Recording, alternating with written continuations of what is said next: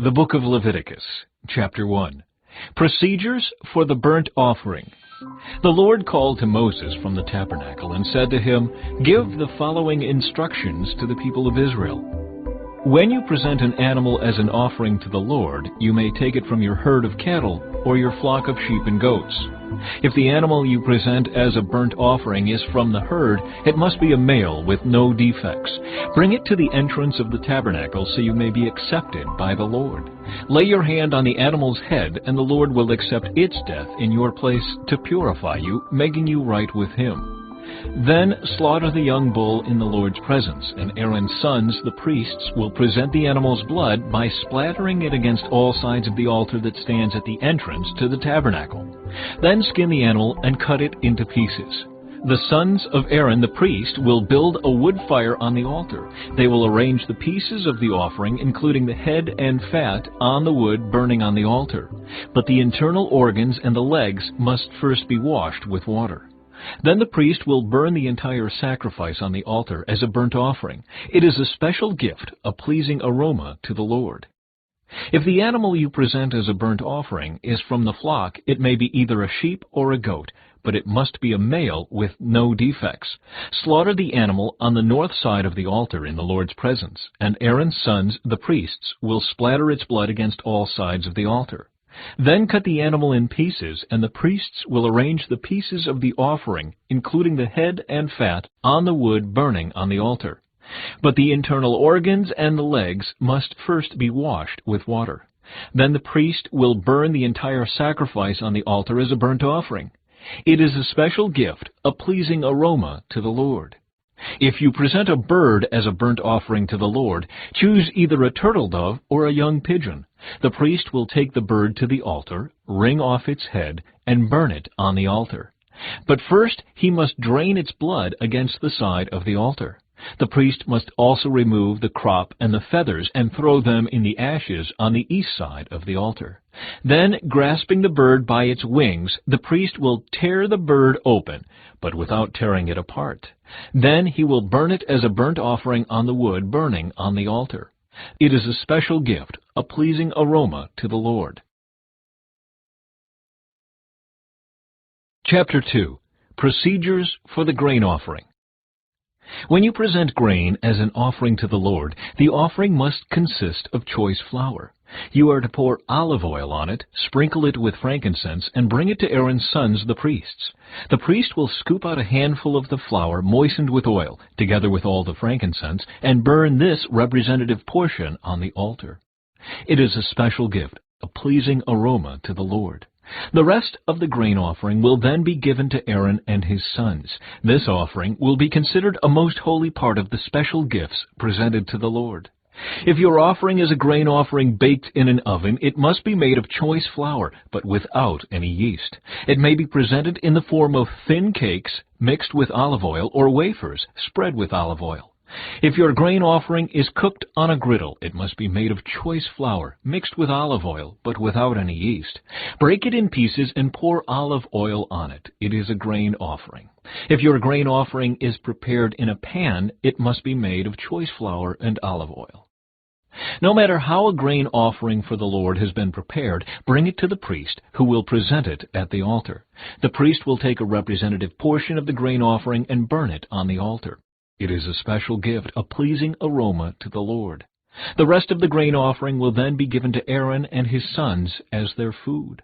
This offering will be considered a most holy part of the special gifts presented to the Lord. Do not use yeast in preparing any of the grain offerings you present to the Lord, because no yeast or honey may be burned as a special gift presented to the Lord. You may add yeast and honey to an offering of the first crops of your harvest, but these must never be offered on the altar as a pleasing aroma to the Lord. Season all your grain offerings with salt to remind you of God's eternal covenant. Never forget to add salt to your grain offerings. If you present a grain offering to the Lord from the first portion of your harvest, bring fresh grain that is coarsely ground and roasted on a fire. Put olive oil on this grain offering and sprinkle it with frankincense.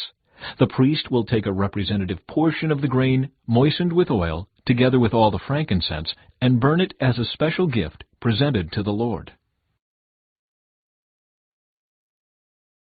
Chapter 3. Procedures for the Peace Offering.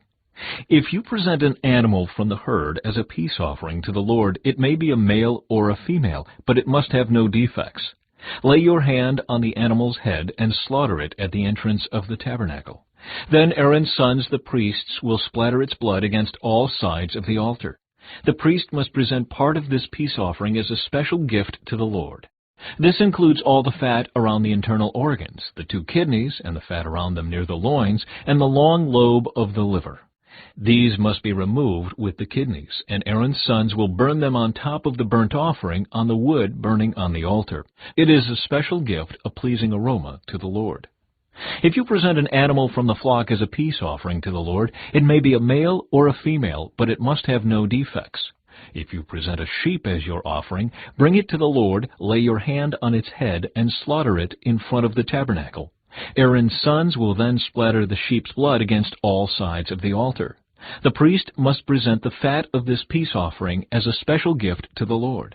This includes the fat of the broad tail cut off near the backbone, all the fat around the internal organs, the 2 kidneys, and the fat around them near the loins, and the long lobe of the liver.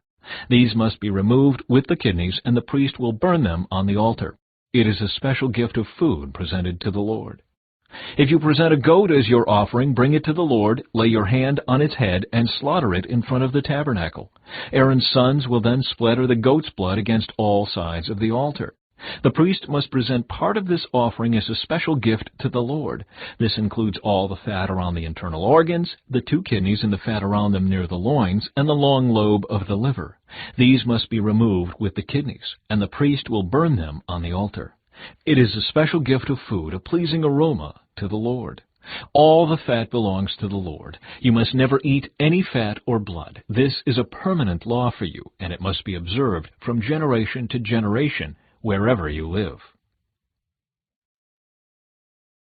Chapter 4. Procedures for the Sin Offering.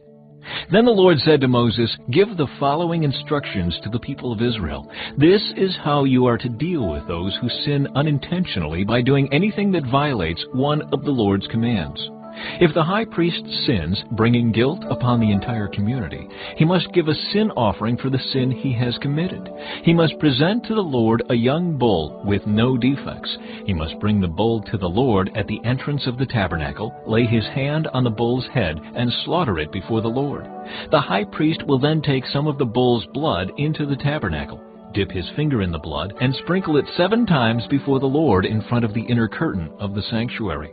The priest will then put some of the blood on the horns of the altar for fragrant incense that stands in the Lord's presence inside the tabernacle. He will pour out the rest of the bull's blood at the base of the altar for burnt offerings at the entrance of the tabernacle. Then the priest must remove all the fat of the bull to be offered as a sin offering. This includes all the fat around the internal organs, the 2 kidneys and the fat around them near the loins, and the long lobe of the liver. He must remove these along with the kidneys, just as he does with cattle offered as a peace offering, and burn them on the altar of burnt offerings. But he must take whatever is left of the bull, its hide, meat, head, legs, internal organs, and dung, and carry it away to a place outside the camp that is ceremonially clean, the place where the ashes are dumped. There on the ash heap he will burn it on a wood fire. If the entire Israelite community sins by violating one of the Lord's commands, but the people don't realize it, they are still guilty. When they become aware of their sin, the people must bring a young bull as an offering for their sin and present it before the tabernacle. The elders of the community must then lay their hands on the bull's head and slaughter it before the Lord. The high priest will then take some of the bull's blood into the tabernacle, dip his finger in the blood, and sprinkle it 7 times before the Lord in front of the inner curtain. He will then put some of the blood on the horns of the altar for fragrant incense that stands in the Lord's presence inside the tabernacle. He will pour out the rest of the blood at the base of the altar for burnt offerings at the entrance of the tabernacle. Then the priest must remove all the animal's fat and burn it on the altar, just as he does with the bull offered as a sin offering for the high priest. Through this process, the priest will purify the people, making them right with the Lord, and they will be forgiven. Then the priest must take what is left of the bull and carry it outside the camp and burn it there, just as is done with the sin offering for the high priest. This offering is for the sin of the entire congregation of Israel. If one of Israel's leaders sins by violating one of the commands of the Lord his God, but doesn't realize it, he is still guilty. When he becomes aware of his sin, he must bring as his offering a male goat with no defects. He must lay his hand on the goat's head and slaughter it at the place where burnt offerings are slaughtered before the Lord. This is an offering for his sin. Then the priest will dip his finger in the blood of the sin offering and put it on the horns of the altar for burnt offerings. He will pour out the rest of the blood at the base of the altar. Then he must burn all the goat's fat on the altar, just as he does with the peace offering. Through this process, the priest will purify the leader from his sin, making him right with the Lord, and he will be forgiven. If any of the common people sin by violating one of the Lord's commands, but they don't realize it, they are still guilty. When they become aware of their sin, they must bring as an offering for their sin a female goat with no defects. They must lay a hand on the head of the sin offering and slaughter it at the place where burnt offerings are slaughtered. Then the priest will dip his finger in the blood and put it on the horns of the altar for burnt offerings. He will pour out the rest of the blood at the base of the altar. Then he must remove all the goat's fat, just as he does with the fat of the peace offering. He will burn the fat on the altar, and it will be a pleasing aroma to the Lord. Through this process, the priest will purify the people, making them right with the Lord, and they will be forgiven. If the people bring a sheep as their sin offering, it must be a female with no defects. They must lay a hand on the head of the sin offering and slaughter it at the place where burnt offerings are slaughtered. Then the priest will dip his finger in the blood of the sin offering and put it on the horns of the altar for burnt offerings. He will pour out the rest of the blood at the base of the altar. Then he must remove all the sheep's fat, just as he does with the fat of a sheep presented as a peace offering. He will burn the fat on the altar on top of the special gifts presented to the Lord. Through this process, the priest will purify the people from their sin, making them right with the Lord, and they will be forgiven. Chapter 5. Sins requiring a sin offering. If you are called to testify about something you have seen or that you know about, it is sinful to refuse to testify, and you will be punished for your sin. Or suppose you unknowingly touch something that is ceremonially unclean, such as the carcass of an unclean animal. When you realize what you have done, you must admit your defilement and your guilt. This is true whether it is a wild animal, a domestic animal, or an animal that scurries along the ground. Or suppose you unknowingly touch something that makes a person unclean. When you realize what you have done, you must admit your guilt. Or suppose you make a foolish vow of any kind, whether its purpose is for good or for bad. When you realize its foolishness, you must admit your guilt. When you become aware of your guilt in any of these ways, you must confess your sin. Then you must bring to the Lord as the penalty for your sin a female from the flock, either a sheep or a goat. This is a sin offering with which the priest will purify you from your sin, making you right with the Lord. But if you cannot afford to bring a sheep, you may bring to the Lord 2 turtle doves or 2 young pigeons as the penalty for your sin. One of the birds will be for a sin offering, and the other for a burnt offering. You must bring them to the priest, who will present the first bird as the sin offering. He will wring its neck, but without severing its head from the body. Then he will sprinkle some of the blood of the sin offering against the sides of the altar, and the rest of the blood will be drained out at the base of the altar. This is an offering for sin. The priest will then prepare the second bird as a burnt offering, following all the procedures that have been prescribed. Through this process, the priest will purify you from your sin, making you right with the Lord, and you will be forgiven. If you cannot afford to bring 2 turtle doves or 2 young pigeons, you may bring 2 quarts of choice flour for your sin offering. Since it is an offering for sin, you must not moisten it with olive oil or put any frankincense on it. Take the flour to the priest, who will scoop out a handful as a representative portion. He will burn it on the altar on top of the special gifts presented to the Lord. It is an offering for sin. Through this process, the priest will purify those who are guilty of any of these sins, making them right with the Lord, and they will be forgiven. The rest of the flour will belong to the priest, just as with the grain offering. Procedures for the guilt offering.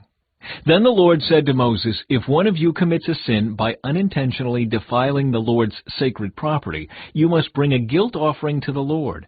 The offering must be your own ram with no defects, or you may buy one of equal value with silver, as measured by the weight of the sanctuary shekel. You must make restitution for the sacred property you have harmed by paying for the loss, plus an additional 20%. When you give the payment to the priest, he will purify you with the ram sacrificed as a guilt offering, making you right with the Lord, and you will be forgiven. Suppose you sin by violating one of the Lord's commands. Even if you are unaware of what you have done, you are guilty and will be punished for your sin. For a guilt offering, you must bring to the priest your own ram with no defects, or you may buy one of equal value. Through this process, the priest will purify you from your unintentional sin, making you right with the Lord, and you will be forgiven. This is a guilt offering, for you have been guilty of an offense against the Lord. Chapter 6. Sins requiring a guilt offering.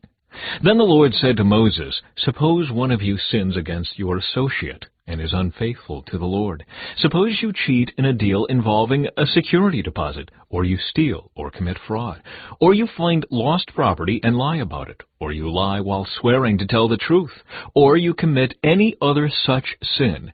If you have sinned in any of these ways, you are guilty.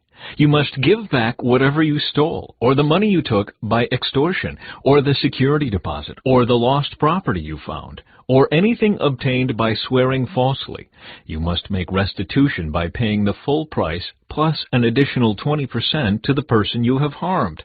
On the same day, you must present a guilt offering. As a guilt offering to the Lord, you must bring to the priest your own ram with no defects, or you may buy one of equal value. Through this process, the priest will purify you before the Lord, making you right with him, and you will be forgiven for any of these sins you have committed. Further instructions for the burnt offering. Then the Lord said to Moses, Give Aaron and his sons the following instructions regarding the burnt offering. The burnt offering must be left on top of the altar until the next morning, and the fire on the altar must be kept burning all night. In the morning, after the priest on duty has put on his official linen clothing and linen undergarments, he must clean out the ashes of the burnt offering and put them beside the altar. Then he must take off these garments, change back into his regular clothes, and carry the ashes outside the camp to a place that is ceremonially clean.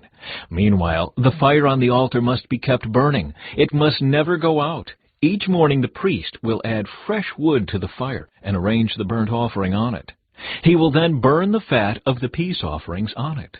Remember, the fire must be kept burning on the altar at all times. It must never go out. Further instructions for the grain offering.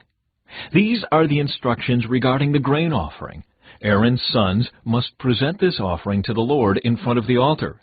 The priest on duty will take from the grain offering a handful of the choice flour moistened with olive oil, together with all the frankincense. He will burn this representative portion on the altar as a pleasing aroma to the Lord.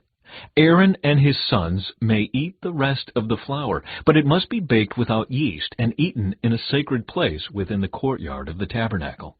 Remember, it must never be prepared with yeast. I have given it to the priests as their share of the special gifts presented to me. Like the sin offering and the guilt offering, it is most holy. Any of Aaron's male descendants may eat from the special gifts presented to the Lord. This is their permanent right from generation to generation. Anyone or anything that touches these offerings will become holy. Procedures for the ordination offering. Then the Lord said to Moses, On the day Aaron and his sons are anointed, they must present to the Lord a grain offering of 2 quarts of choice flour, half to be offered in the morning and half to be offered in the evening. It must be carefully mixed with olive oil and cooked on a griddle. Then slice this grain offering and present it as a pleasing aroma to the Lord. In each generation, the high priest who succeeds Aaron must prepare the same offering. It belongs to the Lord and must be burned up completely. This is a permanent law. All such grain offerings of a priest must be burned up entirely. None of it may be eaten. Further instructions for the sin offering. Then the Lord said to Moses, Give Aaron and his sons the following instructions regarding the sin offering. The animal given as an offering for sin is a most holy offering, and it must be slaughtered in the Lord's presence at the place where the burnt offerings are slaughtered. The priest who offers the sacrifice as a sin offering must eat his portion in a sacred place within the courtyard of the tabernacle. Anyone or anything that touches the sacrificial meat will become holy. If any of the sacrificial blood spatters on a person's clothing, the soiled garment must be washed in a sacred place. If a clay pot is used to boil the sacrificial meat, it must then be broken. If a bronze pot is used, it must be scoured and thoroughly rinsed with water. Any male from a priest's family may eat from this offering. It is most holy. But the offering for sin may not be eaten if its blood was brought into the tabernacle as an offering for purification in the holy place. It must be completely burned with fire. Chapter 7. Further instructions for the guilt offering. These are the instructions for the guilt offering. It is most holy. The animal sacrificed as a guilt offering must be slaughtered at the place where the burnt offerings are slaughtered, and its blood must be splattered against all sides of the altar. The priest will then offer all its fat on the altar, including the fat of the broad tail, the fat around the internal organs, the 2 kidneys, and the fat around them near the loins, and the long lobe of the liver. These are to be removed with the kidneys, and the priests will burn them on the altar as a special gift presented to the Lord. This is the guilt offering. Any male from a priest's family may eat the meat. It must be eaten in a sacred place, for it is most holy. The same instructions apply to both the guilt offering and the sin offering. Both belong to the priest, who uses them to purify someone, making that person right with the Lord. In the case of the burnt offering, the priest may keep the hide of the sacrificed animal. Any grain offering that has been baked in an oven, prepared in a pan, or cooked on a griddle belongs to the priest who presents it. All other grain offerings, whether made of dry flour or flour moistened with olive oil, are to be shared equally among all the priests, the descendants of Aaron. Further instructions for the peace offering. These are the instructions regarding the different kinds of peace offerings that may be presented to the Lord. If you present your peace offering as an expression of thanksgiving, the usual animal sacrifice must be accompanied by various kinds of bread made without yeast, thin cakes mixed with olive oil, wafers spread with oil, and cakes made of choice flour mixed with olive oil. This peace offering of thanksgiving must also be accompanied by loaves of bread made with yeast. One of each kind of bread must be presented as a gift to the Lord. It will then belong to the priest, who splatters the blood of the peace offering against the altar. The meat of the peace offering of thanksgiving must be eaten on the same day it is offered. None of it may be saved for the next morning. If you bring an offering to fulfill a vow or as a voluntary offering, the meat must be eaten on the same day the sacrifice is offered. But whatever is left over may be eaten on the second day. Any meat left over until the 3rd day must be completely burned up. If any of the meat from the peace offering is eaten on the 3rd day, the person who presented it will not be accepted by the Lord. You will receive no credit for offering it. By then the meat will be contaminated. If you eat it, you will be punished for your sin. Meat that touches anything ceremonially unclean may not be eaten. It must be completely burned up. The rest of the meat may be eaten, but only by people who are ceremonially clean. If you are ceremonially unclean and you eat meat from a peace offering that was presented to the Lord, you will be cut off from the community. If you touch anything that is unclean, whether it is human defilement or an unclean animal or any other unclean detestable thing, and then eat meat from a peace offering presented to the Lord, you will be cut off from the community. The forbidden blood and fat. Then the Lord said to Moses, "Give the following instructions to the people of Israel. You must never eat fat, whether from cattle, sheep, or goats. The fat of an animal found dead or torn to pieces by wild animals must never be eaten, though it may be used for any other purpose. Anyone who eats fat from an animal presented as a special gift to the Lord will be cut off from the community. No matter where you live, you must never consume the blood of any bird or animal. Anyone who consumes blood will be cut off from the community." A portion for the priests. Then the Lord said to Moses, "Give the following instructions to the people of Israel. When you present a peace offering to the Lord, bring part of it as a gift to the Lord.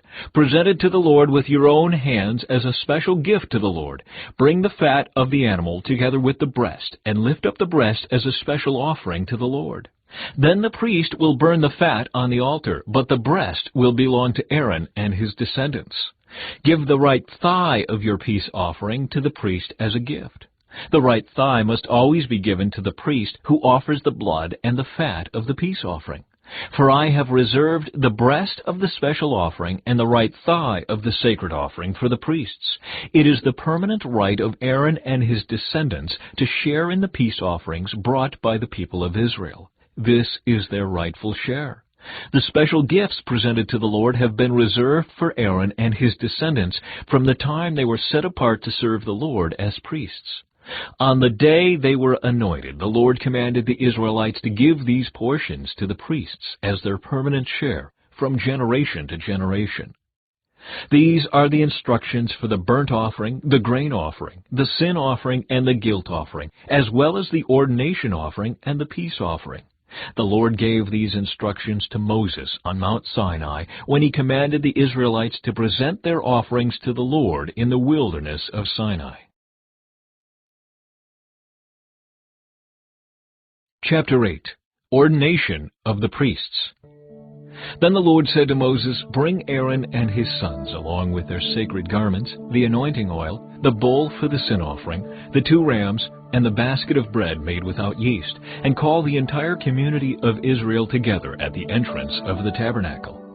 So Moses followed the Lord's instructions, and the whole community assembled at the tabernacle entrance. Moses announced to them, "This is what the Lord has commanded us to do." Then he presented Aaron and his sons and washed them with water. He put the official tunic on Aaron and tied the sash around his waist. He dressed him in the robe, placed the ephod on him, and attached the ephod securely with its decorative sash. Then Moses placed the chest piece on Aaron and put the Urim and the Thummim inside it. He placed the turban on Aaron's head and attached the gold medallion, the badge of holiness, to the front of the turban, just as the Lord had commanded him. Then Moses took the anointing oil and anointed the tabernacle and everything in it, making them holy. He sprinkled the oil on the altar 7 times, anointing it and all its utensils, as well as the wash basin and its stand, making them holy. Then he poured some of the anointing oil on Aaron's head, anointing him and making him holy for his work. Next, Moses presented Aaron's sons. He clothed them in their tunics, tied their sashes around them, and put their special head coverings on them, just as the Lord had commanded him. Then Moses presented the bull for the sin offering. Aaron and his sons laid their hands on the bull's head, and Moses slaughtered it. Moses took some of the blood, and with his finger he put it on the 4 horns of the altar to purify it. He poured out the rest of the blood at the base of the altar. Through this process he made the altar holy by purifying it. Then Moses took all the fat around the internal organs, the long lobe of the liver, and the 2 kidneys and the fat around them, and he burned it all on the altar. He took the rest of the bull, including its hide, meat, and dung, and burned it on a fire outside the camp, just as the Lord had commanded him. Then Moses presented the ram for the burnt offering. Aaron and his sons laid their hands on the ram's head, and Moses slaughtered it. Then Moses took the ram's blood and splattered it against all sides of the altar. Then he cut the ram into pieces, and he burned the head, some of its pieces, and the fat on the altar. After washing the internal organs and the legs with water, Moses burned the entire ram on the altar as a burnt offering. It was a pleasing aroma, a special gift presented to the Lord, just as the Lord had commanded him. Then Moses presented the other ram, which was the ram of ordination. Aaron and his sons laid their hands on the ram's head, and Moses slaughtered it. Then Moses took some of its blood and applied it to the lobe of Aaron's right ear, the thumb of his right hand, and the big toe of his right foot. Next Moses presented Aaron's sons and applied some of the blood to the lobes of their right ears, the thumbs of their right hands, and the big toes of their right feet. He then splattered the rest of the blood against all sides of the altar. Next Moses took the fat, including the fat of the broad tail, the fat around the internal organs, the long lobe of the liver, and the 2 kidneys and the fat around them, along with the right thigh. On top of these he placed a thin cake of bread made without yeast, a cake of bread mixed with olive oil, and a wafer spread with olive oil. All these were taken from the basket of bread made without yeast that was placed in the Lord's presence. He put all these in the hands of Aaron and his sons, and he lifted them up as a special offering to the Lord. Moses then took all the offerings back from them and burned them on the altar on top of the burnt offering. This was the ordination offering. It was a pleasing aroma, a special gift presented to the Lord. Then Moses took the breast and lifted it up as a special offering to the Lord. This was Moses' portion of the ram of ordination, just as the Lord had commanded him. Next Moses took some of the anointing oil and some of the blood that was on the altar, and he sprinkled them on Aaron and his garments, and on his sons and their garments. In this way he made Aaron and his sons and their garments holy. Then Moses said to Aaron and his sons, "Boil the remaining meat of the offerings at the tabernacle entrance, and eat it there, along with the bread that is in the basket of offerings for the ordination, just as I commanded when I said, Aaron and his sons will eat it. Any meat or bread that is left over must then be burned up. You must not leave the tabernacle entrance for 7 days, for that is when the ordination ceremony will be completed. Everything we have done today was commanded by the Lord in order to purify you, making you right with Him. Now stay at the entrance of the tabernacle day and night for 7 days, and do everything the Lord requires. If you fail to do this, you will die. For this is what the Lord has commanded." So Aaron and his sons did everything the Lord had commanded through Moses.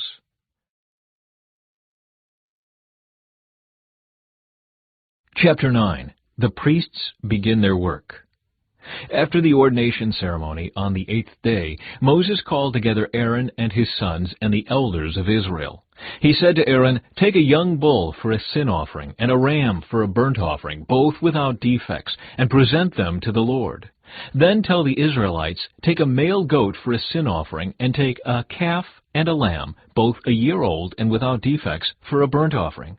Also take a bull and a ram for a peace offering, and flour moistened with olive oil for a grain offering. Present all these offerings to the Lord, because the Lord will appear to you today." So the people presented all these things at the entrance of the tabernacle, just as Moses had commanded.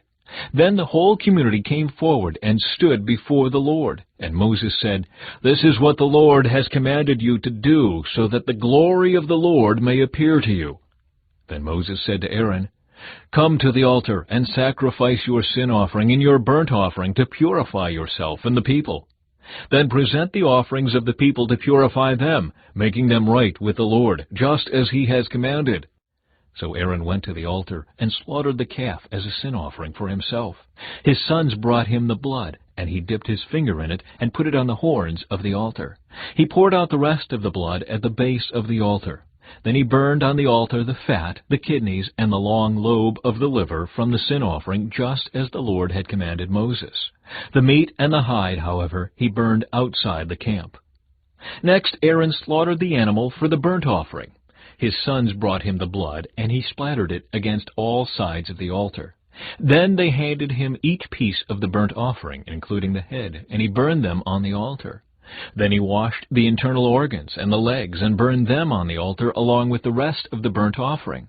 Next Aaron presented the offerings of the people. He slaughtered the people's goat and presented it as an offering for their sin, just as he had first done with the offering for his own sin.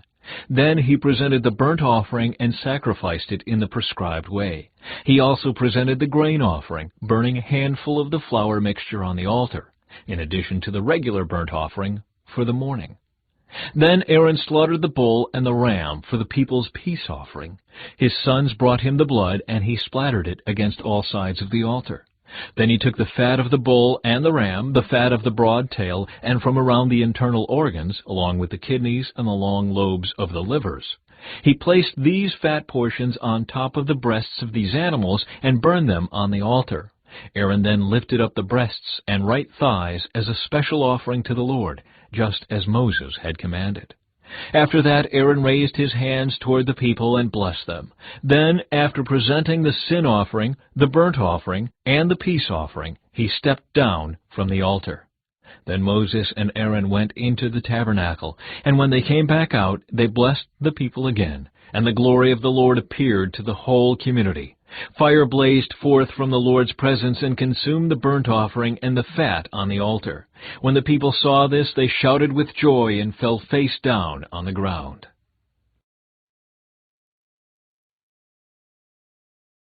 Chapter 10. The Sin of Nadab and Abihu.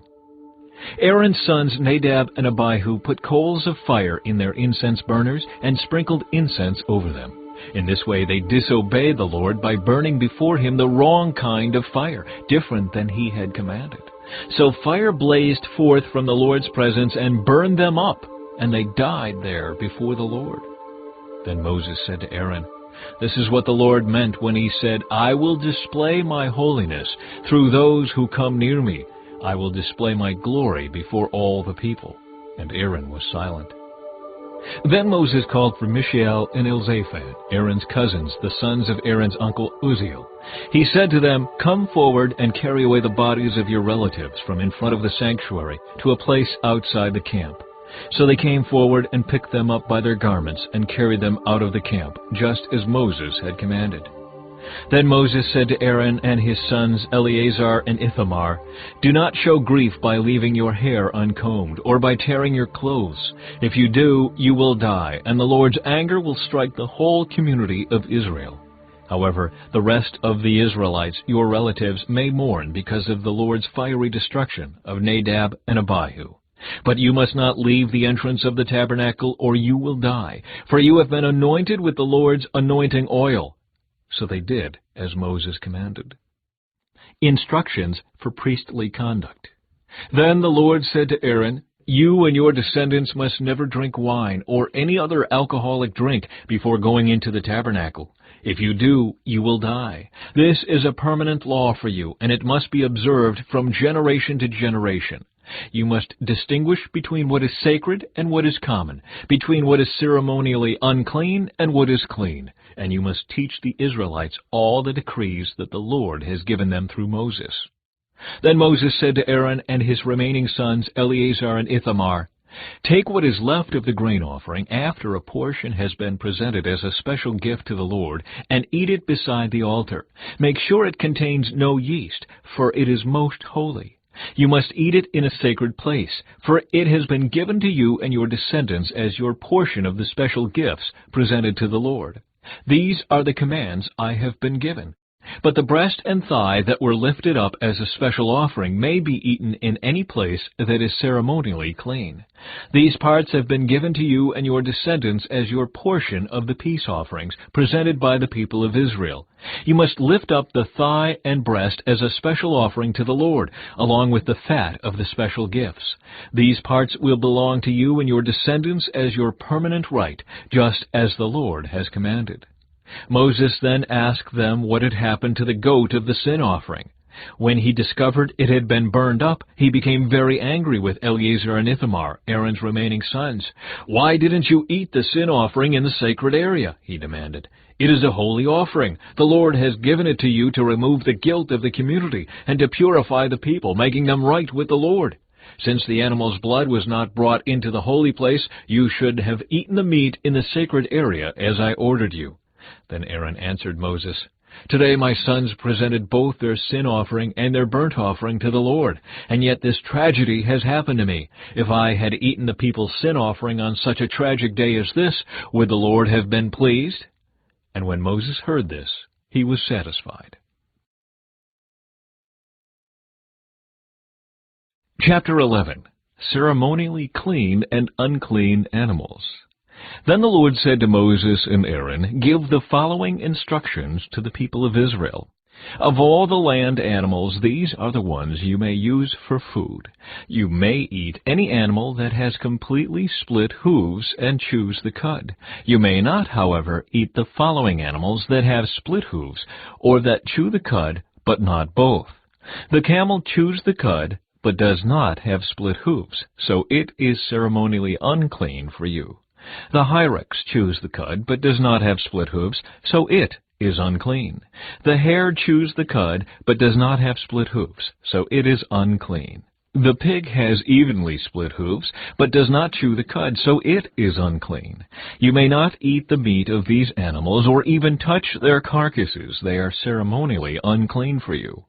Of all the marine animals, these are ones you may use for food. You may eat anything from the water if it has both fins and scales, whether taken from salt water or from streams. But you must never eat animals from the sea or from rivers that do not have both fins and scales. They are detestable to you. This applies both to little creatures that live in shallow water and to all creatures that live in deep water. They will always be detestable to you. You must never eat their meat or even touch their dead bodies. Any marine animal that does not have both fins and scales is detestable to you.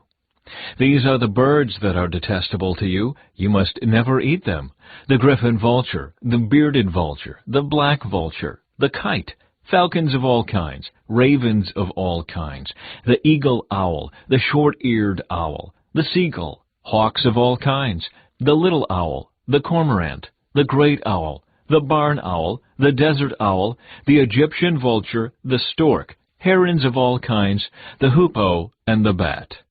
You must not eat winged insects that walk along the ground. They are detestable to you. You may, however, eat winged insects that walk along the ground and have jointed legs so they can jump. The insects you are permitted to eat include all kinds of locusts, bald locusts, crickets, and grasshoppers. All other winged insects that walk along the ground are detestable to you. The following creatures will make you ceremonially unclean. If any of you touch their carcasses, you will be defiled until evening. If you pick up their carcasses, you must wash your clothes, and you will remain defiled until evening. Any animal that has split hooves that are not evenly divided, or that does not chew the cud, is unclean for you. If you touch the carcass of such an animal, you will be defiled. Of the animals that walk on all fours, those that have paws are unclean. If you touch the carcass of such an animal, you will be defiled until evening. If you pick up its carcass, you must wash your clothes, and you will remain defiled until evening. These animals are unclean for you.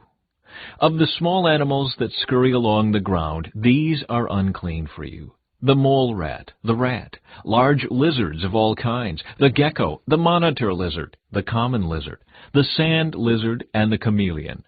All these small animals are unclean for you. If any of you touch the dead body of such an animal, you will be defiled until evening. If such an animal dies and falls on something, that object will be unclean. This is true whether the object is made of wood, cloth, leather, or burlap. Whatever its use, you must dip it in water, and it will remain defiled until evening. After that, it will be ceremonially clean and may be used again. If such an animal falls into a clay pot, everything in the pot will be defiled, and the pot must be smashed. If the water from such a container spills on any food, the food will be defiled, and any beverage in such a container will be defiled. Any object on which the carcass of such an animal falls will be defiled. If it is an oven or hearth, it must be destroyed, for it is defiled, and you must treat it accordingly. However, if the carcass of such an animal falls into a spring or a cistern, the water will still be clean, but anyone who touches the carcass will be defiled. If the carcass falls on seed grain to be planted in the field, the seed will still be considered clean. But if the seed is wet when the carcass falls on it, the seed will be defiled. If an animal you are permitted to eat dies, and you touch its carcass, you will be defiled until evening. If you eat any of its meat or carry away its carcass, you must wash your clothes, and you will remain defiled until evening. All small animals that scurry along the ground are detestable, and you must never eat them. This includes all animals that slither along on their bellies, as well as those with 4 legs and those with many feet. All such animals that scurry along the ground are detestable, and you must never eat them. Do not defile yourselves by touching them. You must not make yourselves ceremonially unclean because of them. For I am the Lord your God. You must consecrate yourselves and be holy, because I am holy. So do not defile yourselves with any of these small animals that scurry along the ground. For I, the Lord, am the one who brought you up from the land of Egypt, that I might be your God. Therefore you must be holy, because I am holy. These are the instructions regarding land animals, birds, marine creatures, and animals that scurry along the ground. By these instructions you will know what is unclean and clean, and which animals may be eaten and which may not be eaten.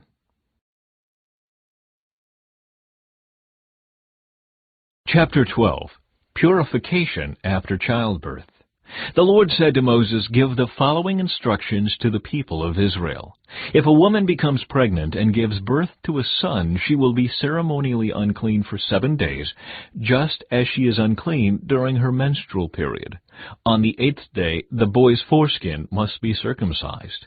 After waiting 33 days, she will be purified from the bleeding of childbirth. During this time of purification, she must not touch anything that is set apart as holy, and she must not enter the sanctuary until her time of purification is over. If a woman gives birth to a daughter, she will be ceremonially unclean for 2 weeks, just as she is unclean during her menstrual period. After waiting 66 days, she will be purified from the bleeding of childbirth. When the time of purification is completed for either a son or a daughter, the woman must bring a 1-year-old lamb for a burnt offering and a young pigeon or turtle dove for a purification offering. She must bring her offerings to the priest at the entrance of the tabernacle. The priest will then present them to the Lord to purify her. Then she will be ceremonially clean again after her bleeding at childbirth. These are the instructions for a woman after the birth of a son or a daughter. If a woman cannot afford to bring a lamb, she must bring 2 turtle doves or 2 young pigeons. One will be for the burnt offering, and the other for the purification offering. The priest will sacrifice them to purify her, and she will be ceremonially clean. Chapter 13. Serious Skin Diseases. The Lord said to Moses and Aaron, "If anyone has a swelling or a rash or discolored skin that might develop into a serious skin disease, that person must be brought to Aaron the priest or to one of his sons. The priest will examine the affected area of the skin. If the hair in the affected area has turned white and the problem appears to be more than skin deep, it is a serious skin disease, and the priest who examines it must pronounce the person ceremonially unclean. But if the affected area of the skin is only a white discoloration and does not appear to be more than skin deep, and if the hair on the spot has not turned white, the priest will quarantine the person for 7 days. On the 7th day, the priest will make another examination. If he finds the affected area has not changed and the problem has not spread on the skin, the priest will quarantine the person for 7 more days. On the 7th day, the priest will make another examination. If he finds the affected area has faded and has not spread, the priest will pronounce the person ceremonially clean. It was only a rash. The person's clothing must be washed, and the person will be ceremonially clean. But if the rash continues to spread after the person has been examined by the priest and has been pronounced clean, the infected person must return to be examined again. If the priest finds that the rash has spread, he must pronounce the person ceremonially unclean, for it is indeed a skin disease. Anyone who develops a serious skin disease must go to the priest for an examination. If the priest finds a white swelling on the skin, and some hair on the spot has turned white, and there is an open sore in the affected area, it is a chronic skin disease, and the priest must pronounce the person ceremonially unclean. In such cases, the person need not be quarantined, for it is obvious that the skin is defiled by the disease.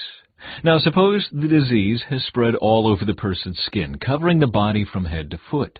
When the priest examines the infected person and finds that the disease covers the entire body, he will pronounce the person ceremonially clean. Since the skin has turned completely white, the person is clean. But if any open sores appear, the infected person will be pronounced ceremonially unclean. The priest must make this pronouncement as soon as he sees an open sore, since open sores indicate the presence of a skin disease. However, If the open sores heal and turn white like the rest of the skin, the person must return to the priest for another examination. If the affected areas have indeed turned white, the priest will then pronounce the person ceremonially clean by declaring, "You are clean." If anyone has a boil on the skin that has started to heal, but a white swelling or a reddish-white spot develops in its place, that person must go to the priest to be examined.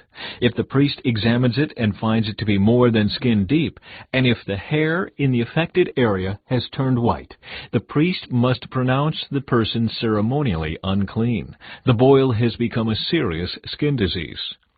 But if the priest finds no white hair on the affected area and the problem appears to be no more than skin deep and has faded, the priest must quarantine the person for 7 days.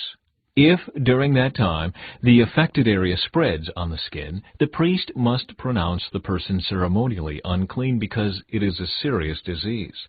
But if the area grows no larger and does not spread, it is merely the scar from the boil, and the priest will pronounce the person ceremonially clean.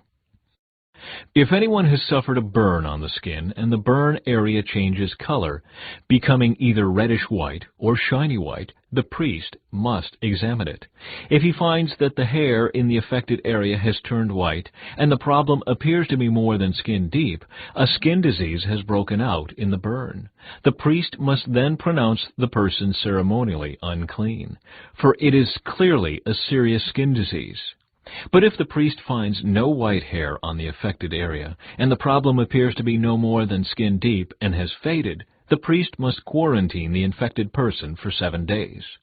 On the 7th day, the priest must examine the person again. If the affected area has spread on the skin, the priest must pronounce that person ceremonially unclean, for it is clearly a serious skin disease. But if the affected area has not changed or spread on the skin and has faded, it is simply a swelling from the burn. The priest will then pronounce the person ceremonially clean, for it is only the scar from the burn. If anyone, either a man or woman, has a sore on the head or chin, the priest must examine it. If he finds it is more than skin deep and has fine yellow hair on it, the priest must pronounce the person ceremonially unclean. It is a scabby sore of the head or chin. If the priest examines the scabby sore and finds that it is only skin deep, but there is no black hair on it, he must quarantine the person for 7 days. On the 7th day, the priest must examine the sore again. If he finds that the scabby sore has not spread, and there is no yellow hair on it, and it appears to be only skin deep, the person must shave off all hair except the hair on the affected area. Then the priest must quarantine the person for another 7 days. On the 7th day, he will examine the sore again. If it is not spread and appears to be no more than skin deep, the priest will pronounce the person ceremonially clean. The person's clothing must be washed, and the person will be ceremonially clean. But if the scabby sore begins to spread after the person is pronounced clean, the priest must do another examination. If he finds that the sore has spread, the priest does not need to look for yellow hair. The infected person is ceremonially unclean.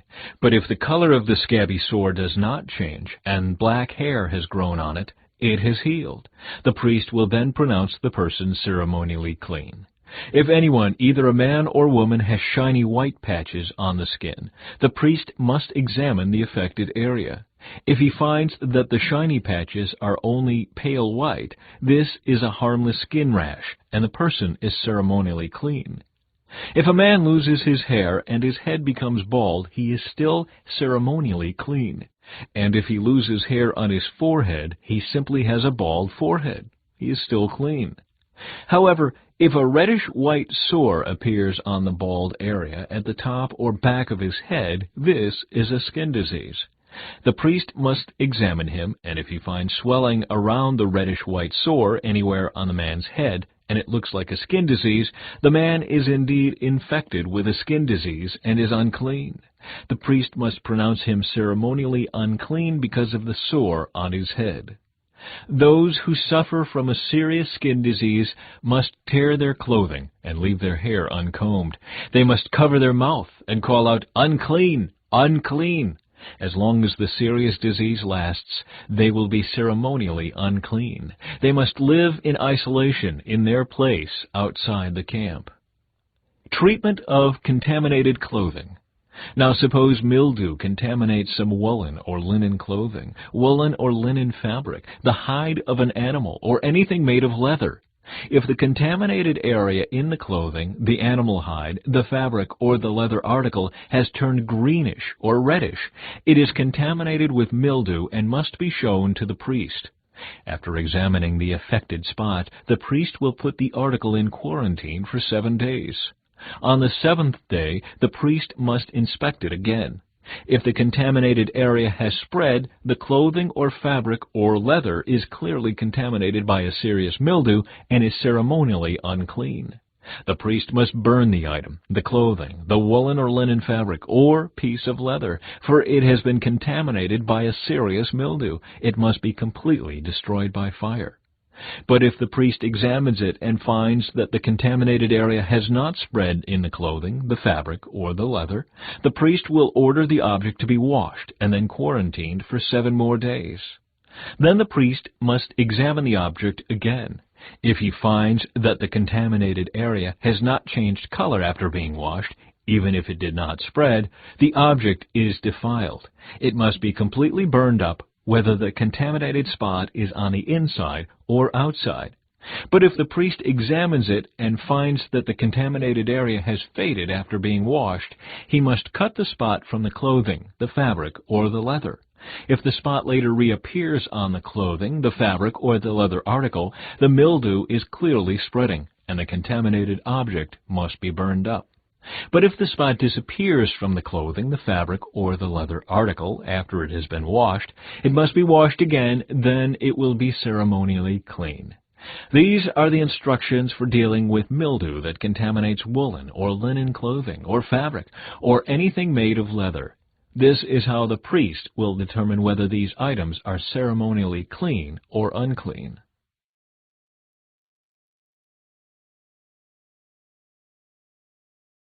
Chapter 14.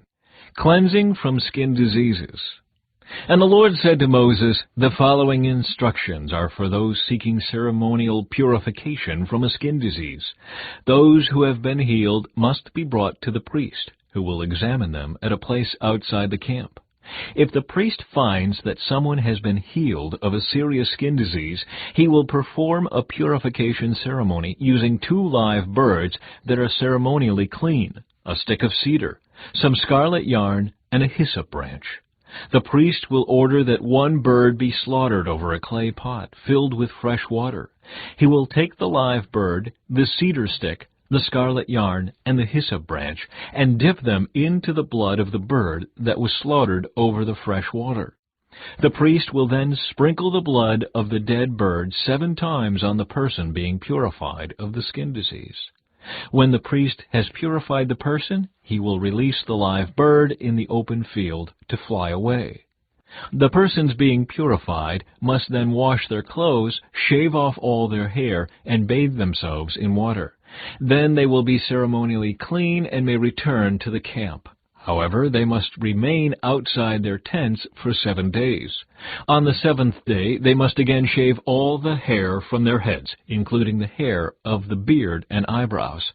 They must also wash their clothes and bathe themselves in water. Then they will be ceremonially clean. On the 8th day, each person being purified must bring 2 male lambs and a 1-year-old female lamb, all with no defects, along with a grain offering of 6 quarts of choice flour moistened with olive oil and a cup of olive oil. Then the officiating priest will present that person for purification, along with the offerings, before the Lord at the entrance of the tabernacle. The priest will take 1 of the male lambs and the olive oil and present them as a guilt offering, lifting them up as a special offering before the Lord. He will then slaughter the male lamb in the sacred area where sin offerings and burnt offerings are slaughtered. As with the sin offering, the guilt offering belongs to the priest. It is a most holy offering. The priest will then take some of the blood of the guilt offering and apply it to the lobe of the right ear, the thumb of the right hand, and the big toe of the right foot of the person being purified. Then the priest will pour some of the olive oil into the palm of his own left hand. He will dip his right finger into the oil in his palm and sprinkle some of it with his finger 7 times before the Lord. The priest will then apply some of the oil in his palm over the blood from the guilt offering that is on the lobe of the right ear, the thumb of the right hand, and the big toe of the right foot of the person being purified. The priest will apply the oil remaining in his hand to the head of the person being purified. Through this process, the priest will purify the person before the Lord. Then the priest must present the sin offering to purify the person who was cured of the skin disease. After that, the priest will slaughter the burnt offering and offer it on the altar along with the grain offering. Through this process, the priest will purify the person who was healed, and the person will be ceremonially clean. But anyone who is too poor and cannot afford these offerings may bring 1 male lamb for a guilt offering to be lifted up as a special offering for purification. The person must also bring 2 quarts of choice flour moistened with olive oil for the grain offering, and a cup of olive oil. The offering must also include 2 turtle doves or 2 young pigeons, whichever the person can afford. One of the pair must be used for the sin offering and the other for a burnt offering. On the 8th day of the purification ceremony, the person being purified must bring the offerings to the priest in the Lord's presence at the entrance of the tabernacle. The priest will take the lamb for the guilt offering, along with the olive oil, and lift them up as a special offering to the Lord. Then the priest will slaughter the lamb for the guilt offering. He will take some of its blood and apply it to the lobe of the right ear, the thumb of the right hand, and the big toe of the right foot of the person being purified. The priest will also pour some of the olive oil into the palm of his own left hand. He will dip his right finger into the oil in his palm and sprinkle some of it 7 times before the Lord. The priest will then apply some of the oil in his palm over the blood from the guilt offering that is on the lobe of the right ear, the thumb of the right hand, and the big toe of the right foot of the person being purified. The priest will apply the oil remaining in his hand to the head of the person being purified. Through this process, the priest will purify the person before the Lord. Then the priest will offer the 2 turtle doves, or the 2 young pigeons, whichever the person can afford. One of them is for a sin offering, and the other for a burnt offering, to be presented along with the grain offering. Through this process, the priest will purify the person before the Lord. These are the instructions for purification for those who have recovered from a serious skin disease, but who cannot afford to bring the offerings normally required for the ceremony of purification. Treatment of contaminated houses. Then the Lord said to Moses and Aaron, "When you arrive in Canaan, the land I am giving you as your own possession, I may contaminate some of the houses in your land with mildew. The owner of such a house must then go to the priest and say, 'It appears that my house has some kind of mildew.' Before the priest goes in to inspect the house, he must have the house emptied, so nothing inside will be pronounced ceremonially unclean. Then the priest will go in and examine the mildew on the walls. If he finds greenish or reddish streaks, and the contamination appears to go deeper than the wall's surface, the priest will step outside the door and put the house in quarantine for 7 days. On the 7th day, the priest must return for another inspection. If he finds that the mildew on the walls of the house has spread, the priest must order that the stones from those areas be removed. The contaminated material will then be taken outside the town to an area designated as ceremonially unclean.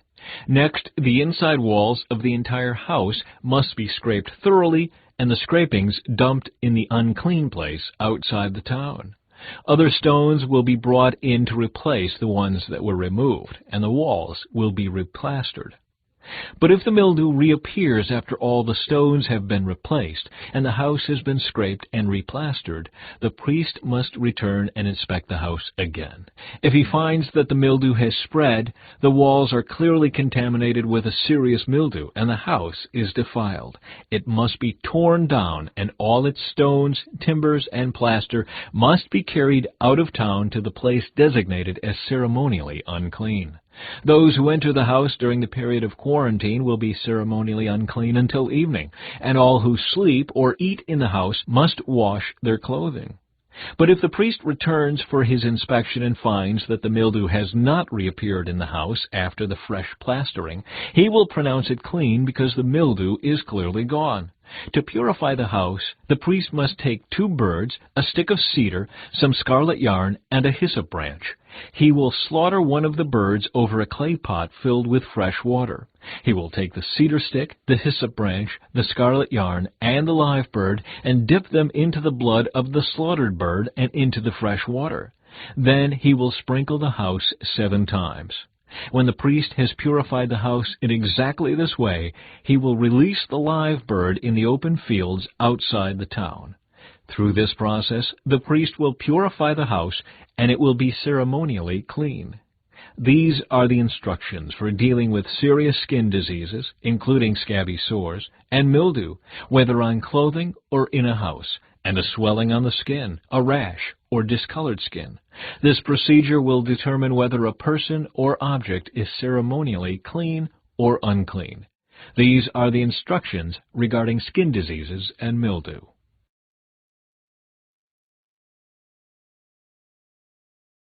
Chapter 15. Bodily Discharges. The Lord said to Moses and Aaron, "Give the following instructions to the people of Israel. Any man who has a bodily discharge is ceremonially unclean. This defilement is caused by his discharge, whether the discharge continues or stops. In either case, the man is unclean.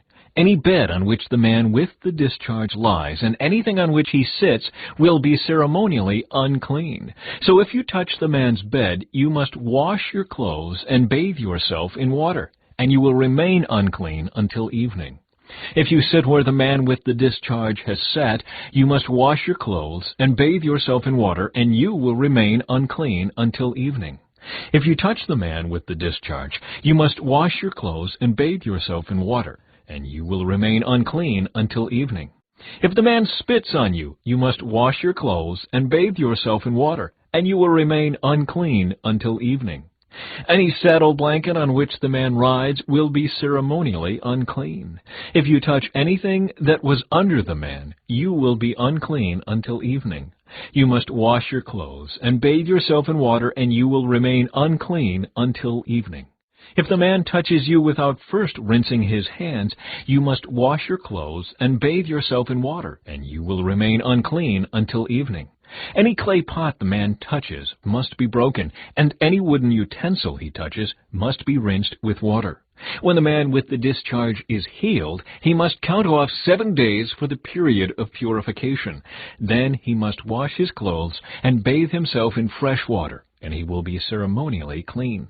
On the 8th day he must get 2 turtle doves or 2 young pigeons, and come before the Lord at the entrance of the tabernacle, and give his offerings to the priest.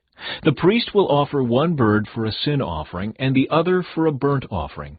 Through this process, the priest will purify the man before the Lord for his discharge. Whenever a man has an emission of semen, he must bathe his entire body in water, and he will remain ceremonially unclean until the next evening. Any clothing or leather with semen on it must be washed in water, and it will remain unclean until evening.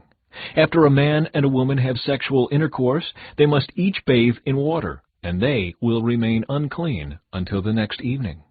Whenever a woman has her menstrual period, she will be ceremonially unclean for 7 days.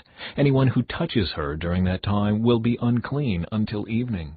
Anything on which the woman lies or sits during the time of her period will be unclean.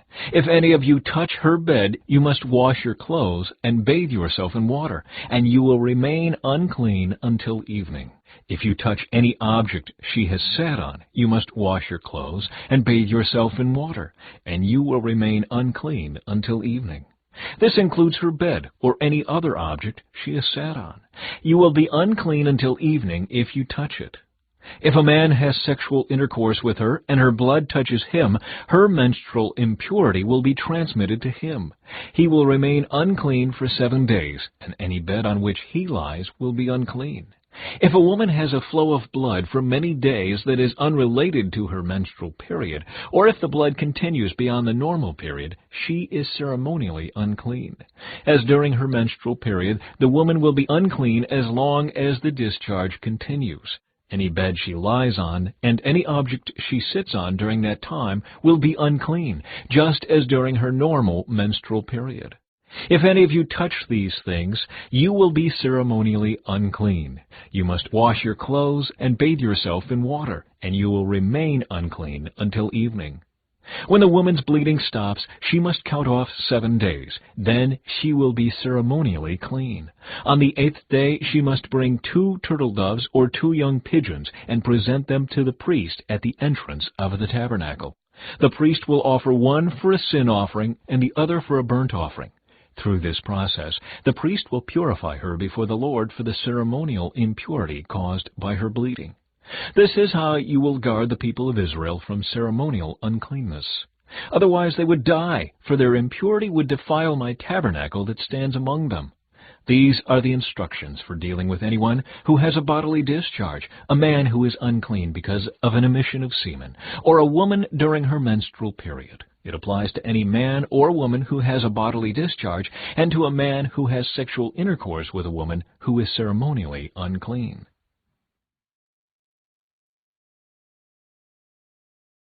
Chapter 16. The Day of Atonement. The Lord spoke to Moses after the death of Aaron's 2 sons who died after they entered the Lord's presence and burned the wrong kind of fire before him. The Lord said to Moses, "Warn your brother Aaron not to enter the most holy place behind the inner curtain whenever he chooses. If he does, he will die. For the ark's cover, the place of atonement, is there, and I myself am present in the cloud above the atonement cover." When Aaron enters the sanctuary area, he must follow these instructions fully. He must bring a young bull for a sin offering and a ram for a burnt offering. He must put on his linen tunic and the linen undergarments worn next to his body. He must tie the linen sash around his waist and put the linen turban on his head. These are sacred garments, so he must bathe himself in water before he puts them on. Aaron must take from the community of Israel 2 male goats for a sin offering and a ram for a burnt offering. Aaron will present his own bull as a sin offering to purify himself and his family, making them right with the Lord. Then he must take the 2 male goats and present them to the Lord at the entrance of the tabernacle. He is to cast sacred lots to determine which goat will be reserved as an offering to the Lord and which will carry the sins of the people to the wilderness of Azazel. Aaron will then present as a sin offering the goat chosen by lot for the Lord. The other goat, the scapegoat chosen by lot to be sent away, will be kept alive, standing before the Lord. When it is sent away to Azazel in the wilderness, the people will be purified and made right with the Lord. Aaron will present his own bull as a sin offering to purify himself and his family, making them right with the Lord. After he has slaughtered the bull as a sin offering, he will fill an incense burner with burning coals from the altar that stands before the Lord.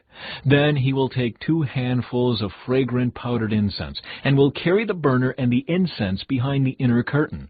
There, in the Lord's presence, he will put the incense on the burning coals so that a cloud of incense will rise over the ark's cover, the place of atonement, that rests on the ark of the covenant. If he follows these instructions, he will not die. Then he must take some of the blood of the bull, dip his finger in it, and sprinkle it on the east side of the atonement cover. He must sprinkle blood 7 times with his finger in front of the atonement cover.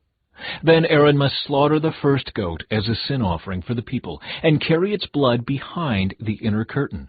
There he will sprinkle the goat's blood over the atonement cover and in front of it, just as he did with the bull's blood. Through this process, he will purify the most holy place, and he will do the same for the entire tabernacle because of the defiling sin and rebellion of the Israelites. No one else is allowed inside the tabernacle when Aaron enters it for the purification ceremony in the most holy place. No one may enter until he comes out again after purifying himself, his family, and all the congregation of Israel, making them right with the Lord. Then Aaron will come out to purify the altar that stands before the Lord. He will do this by taking some of the blood from the bull and the goat and putting it on each of the horns of the altar. Then he must sprinkle the blood with his finger 7 times over the altar. In this way he will cleanse it from Israel's defilement and make it holy. When Aaron has finished purifying the most holy place and the tabernacle and the altar, he must present the live goat. He will lay both of his hands on the goat's head and confess over it all the wickedness, rebellion, and sins of the people of Israel. In this way he will transfer the people's sins to the head of the goat. Then a man specially chosen for the task will drive the goat into the wilderness. As the goat goes into the wilderness, it will carry all the people's sins upon itself into a desolate land. When Aaron goes back into the tabernacle, he must take off the linen garments he was wearing when he entered the most holy place, and he must leave the garments there. Then he must bathe himself with water in a sacred place, put on his regular garments, and go out to sacrifice a burnt offering for himself and a burnt offering for the people. Through this process, he will purify himself and the people, making them right with the Lord. He must then burn all the fat of the sin offering on the altar. The man chosen to drive the scapegoat into the wilderness of Azazel must wash his clothes and bathe himself in water. Then he may return to the camp. The bull and the goat presented as sin offerings, whose blood Aaron takes into the most holy place for the purification ceremony, will be carried outside the camp. The animal's hides, internal organs, and dung are all to be burned. The man who burns them must wash his clothes and bathe himself in water before returning to the camp. On the 10th day of the appointed month in early autumn, you must deny yourselves. Neither native-born Israelites nor foreigners living among you may do any kind of work. This is a permanent law for you. On that day, offerings of purification will be made for you, and you will be purified in the Lord's presence from all your sins. It will be a Sabbath day of complete rest for you, and you must deny yourselves. This is a permanent law for you. In future generations, the purification ceremony will be performed by the priest, who has been anointed and ordained to serve as high priest in place of his ancestor Aaron. He will put on the holy linen garments and purify the most holy place, the tabernacle, the altar, the priests, and the entire congregation. This is a permanent law for you to purify the people of Israel from their sins, making them right with the Lord once each year. Moses followed all these instructions exactly as the Lord had commanded him. Chapter 17. Prohibitions against eating blood. Then the Lord said to Moses, "Give the following instructions to Aaron and his sons and all the people of Israel. This is what the Lord has commanded. If any native Israelite sacrifices a bull or a lamb or a goat anywhere inside or outside the camp, instead of bringing it to the entrance of the tabernacle to present it as an offering to the Lord, that person will be as guilty as a murderer. Such a person has shed blood and will be cut off from the community. The purpose of this rule is to stop the Israelites from sacrificing animals in the open fields. It will ensure that they bring their sacrifices to the priest at the entrance of the tabernacle so he can present them to the Lord as peace offerings. Then the priest will be able to splatter the blood against the Lord's altar at the entrance of the tabernacle, and he will burn the fat as a pleasing aroma to the Lord. The people must no longer be unfaithful to the Lord by offering sacrifices to the goat idols. This is a permanent law for them to be observed from generation to generation. Give them this command as well. If any native Israelite or foreigner living among you offers a burnt offering or a sacrifice, but does not bring it to the entrance of the tabernacle to offer it to the Lord, that person will be cut off from the community. And if any native Israelite or foreigner living among you eats or drinks blood in any form, I will turn against that person and cut him off from the community of your people, for the life of the body is in its blood. I have given you the blood on the altar to purify you, making you right with the Lord. It is the blood given in exchange for a life that makes purification possible.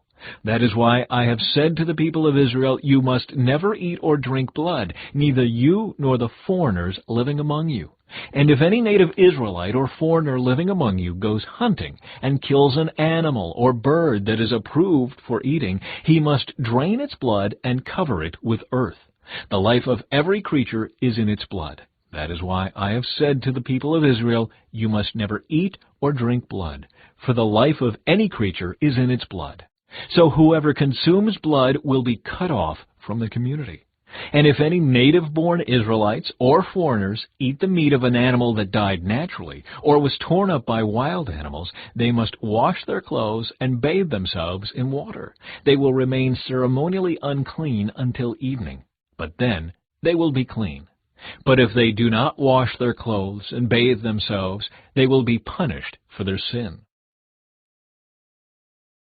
Chapter 18. Forbidden Sexual Practices.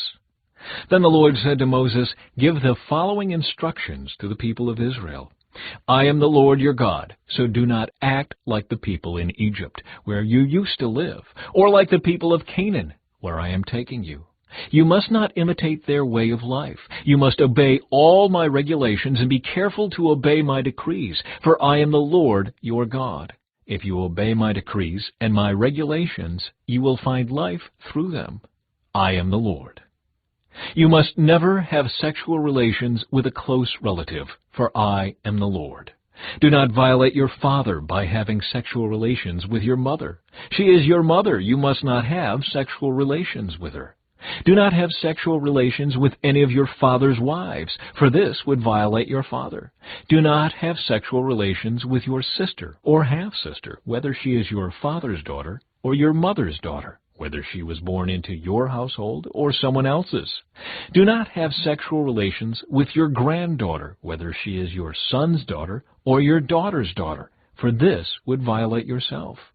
Do not have sexual relations with your stepsister, the daughter of any of your father's wives, for she is your sister. Do not have sexual relations with your father's sister, for she is your father's close relative. Do not have sexual relations with your mother's sister, for she is your mother's close relative. Do not violate your uncle, your father's brother, by having sexual relations with his wife, for she is your aunt. Do not have sexual relations with your daughter-in-law. She is your son's wife, so you must not have sexual relations with her. Do not have sexual relations with your brother's wife, for this would violate your brother. Do not have sexual relations with both a woman and her daughter, and do not take her granddaughter, whether her son's daughter or her daughter's daughter, and have sexual relations with her. They are close relatives, and this would be a wicked act. While your wife is living, do not marry her sister and have sexual relations with her, for they would be rivals. Do not have sexual relations with a woman during her period of menstrual impurity. Do not defile yourself by having sexual intercourse with your neighbor's wife. Do not permit any of your children to be offered as a sacrifice to Moloch, for you must not bring shame on the name of your God. I am the Lord. Do not practice homosexuality, having sex with another man as with a woman. It is a detestable sin. A man must not defile himself by having sex with an animal, and a woman must not offer herself to a male animal to have intercourse with it. This is a perverse act. Do not defile yourselves in any of these ways, for the people I am driving out before you have defiled themselves in all these ways. Because the entire land has become defiled, I am punishing the people who live there. I will cause the land to vomit them out. You must obey all my decrees and regulations. You must not commit any of these detestable sins. This applies both to native-born Israelites and to the foreigners living among you. All these detestable activities are practiced by the people of the land where I am taking you, and this is how the land has become defiled. So do not defile the land and give it a reason to vomit you out, as it will vomit out the people who live there now. Whoever commits any of these detestable sins will be cut off from the community of Israel. So obey my instructions and do not defile yourselves by committing any of these detestable practices that were committed by the people who lived in the land before you. I am the Lord your God. Chapter 19. Holiness in Personal Conduct. The Lord also said to Moses, "Give the following instructions to the entire community of Israel. You must be holy because I, the Lord your God, am holy. Each of you must show great respect for your mother and father, and you must always observe my Sabbath days of rest. I am the Lord your God. Do not put your trust in idols or make metal images of gods for yourselves. I am the Lord your God. When you sacrifice a peace offering to the Lord, offer it properly so you will be accepted by God. The sacrifice must be eaten on the same day you offer it or on the next day. Whatever is left over until the third day must be completely burned up. If any of the sacrifice is eaten on the third day, it will be contaminated, and I will not accept it. Anyone who eats it on the third day will be punished for defiling what is holy to the Lord and will be cut off from the community. When you harvest the crops of your land, do not harvest the grain along the edges of your fields, and do not pick up what the harvesters drop. It is the same with your grape crop. Do not strip every last bunch of grapes from the vines, and do not pick up the grapes that fall to the ground. Leave them for the poor and the foreigners living among you. I am the Lord your God. Do not steal. Do not deceive or cheat one another. Do not bring shame on the name of your God by using it to swear falsely. I am the Lord. Do not defraud or rob your neighbor. Do not make your hired workers wait until the next day to receive their pay. Do not insult the deaf or cause the blind to stumble. You must fear your God. I am the Lord. Do not twist justice in legal matters by favoring the poor or being partial to the rich and powerful. Always judge people fairly. Do not spread slanderous gossip among your people. Do not stand idly by when your neighbor's life is threatened. I am the Lord. Do not nurse hatred in your heart for any of your relatives. Confront people directly so you will not be held guilty for their sin. Do not seek revenge or bear a grudge against a fellow Israelite, but love your neighbor as yourself. I am the Lord. You must obey all my decrees. Do not mate 2 different kinds of animals. Do not plant your field with 2 different kinds of seed. Do not wear clothing woven from 2 different kinds of thread. If a man has sex with a slave girl whose freedom has never been purchased, but who is committed to become another man's wife, he must pay full compensation to her master. But since she is not a free woman, neither the man nor the woman will be put to death. The man, however, must bring a ram as a guilt offering and present it to the Lord at the entrance of the tabernacle. The priest will then purify him before the Lord with the ram of the guilt offering, and the man's sin will be forgiven. When you enter the land and plant fruit trees, leave the fruit unharvested for the first 3 years and consider it forbidden. Do not eat it. In the 4th year, the entire crop must be consecrated to the Lord as a celebration of praise. Finally, in the 5th year, you may eat the fruit. If you follow this pattern, your harvest will increase. I am the Lord your God. Do not eat meat that has not been drained of its blood. Do not practice fortune-telling or witchcraft. Do not trim off the hair on your temples or trim your beards. Do not cut your bodies for the dead, and do not mark your skin with tattoos. I am the Lord. Do not defile your daughter by making her a prostitute, or the land will be filled with prostitution and wickedness. Keep my Sabbath days of rest and show reverence toward my sanctuary. I am the Lord. Do not defile yourselves by turning to mediums or to those who consult the spirits of the dead. I am the Lord your God. Stand up in the presence of the elderly and show respect for the aged. Fear your God. I am the Lord. Do not take advantage of foreigners who live among you in your land. Treat them like native-born Israelites and love them as you love yourself. Remember that you were once foreigners living in the land of Egypt. I am the Lord your God. Do not use dishonest standards when measuring length, weight, or volume. Your scales and weights must be accurate. Your containers for measuring dry materials or liquids must be accurate. I am the Lord your God who brought you out of the land of Egypt. You must be careful to keep all of my decrees and regulations by putting them into practice. I am the Lord. Chapter 20. Punishments for Disobedience. The Lord said to Moses, "Give the people of Israel these instructions, which apply both to native Israelites and to the foreigners living in Israel. If any of them offer their children as a sacrifice to Moloch, they must be put to death. The people of the community must stone them to death. I myself will turn against them and cut them off from the community, because they have defiled my sanctuary and brought shame on my holy name by offering their children to Moloch.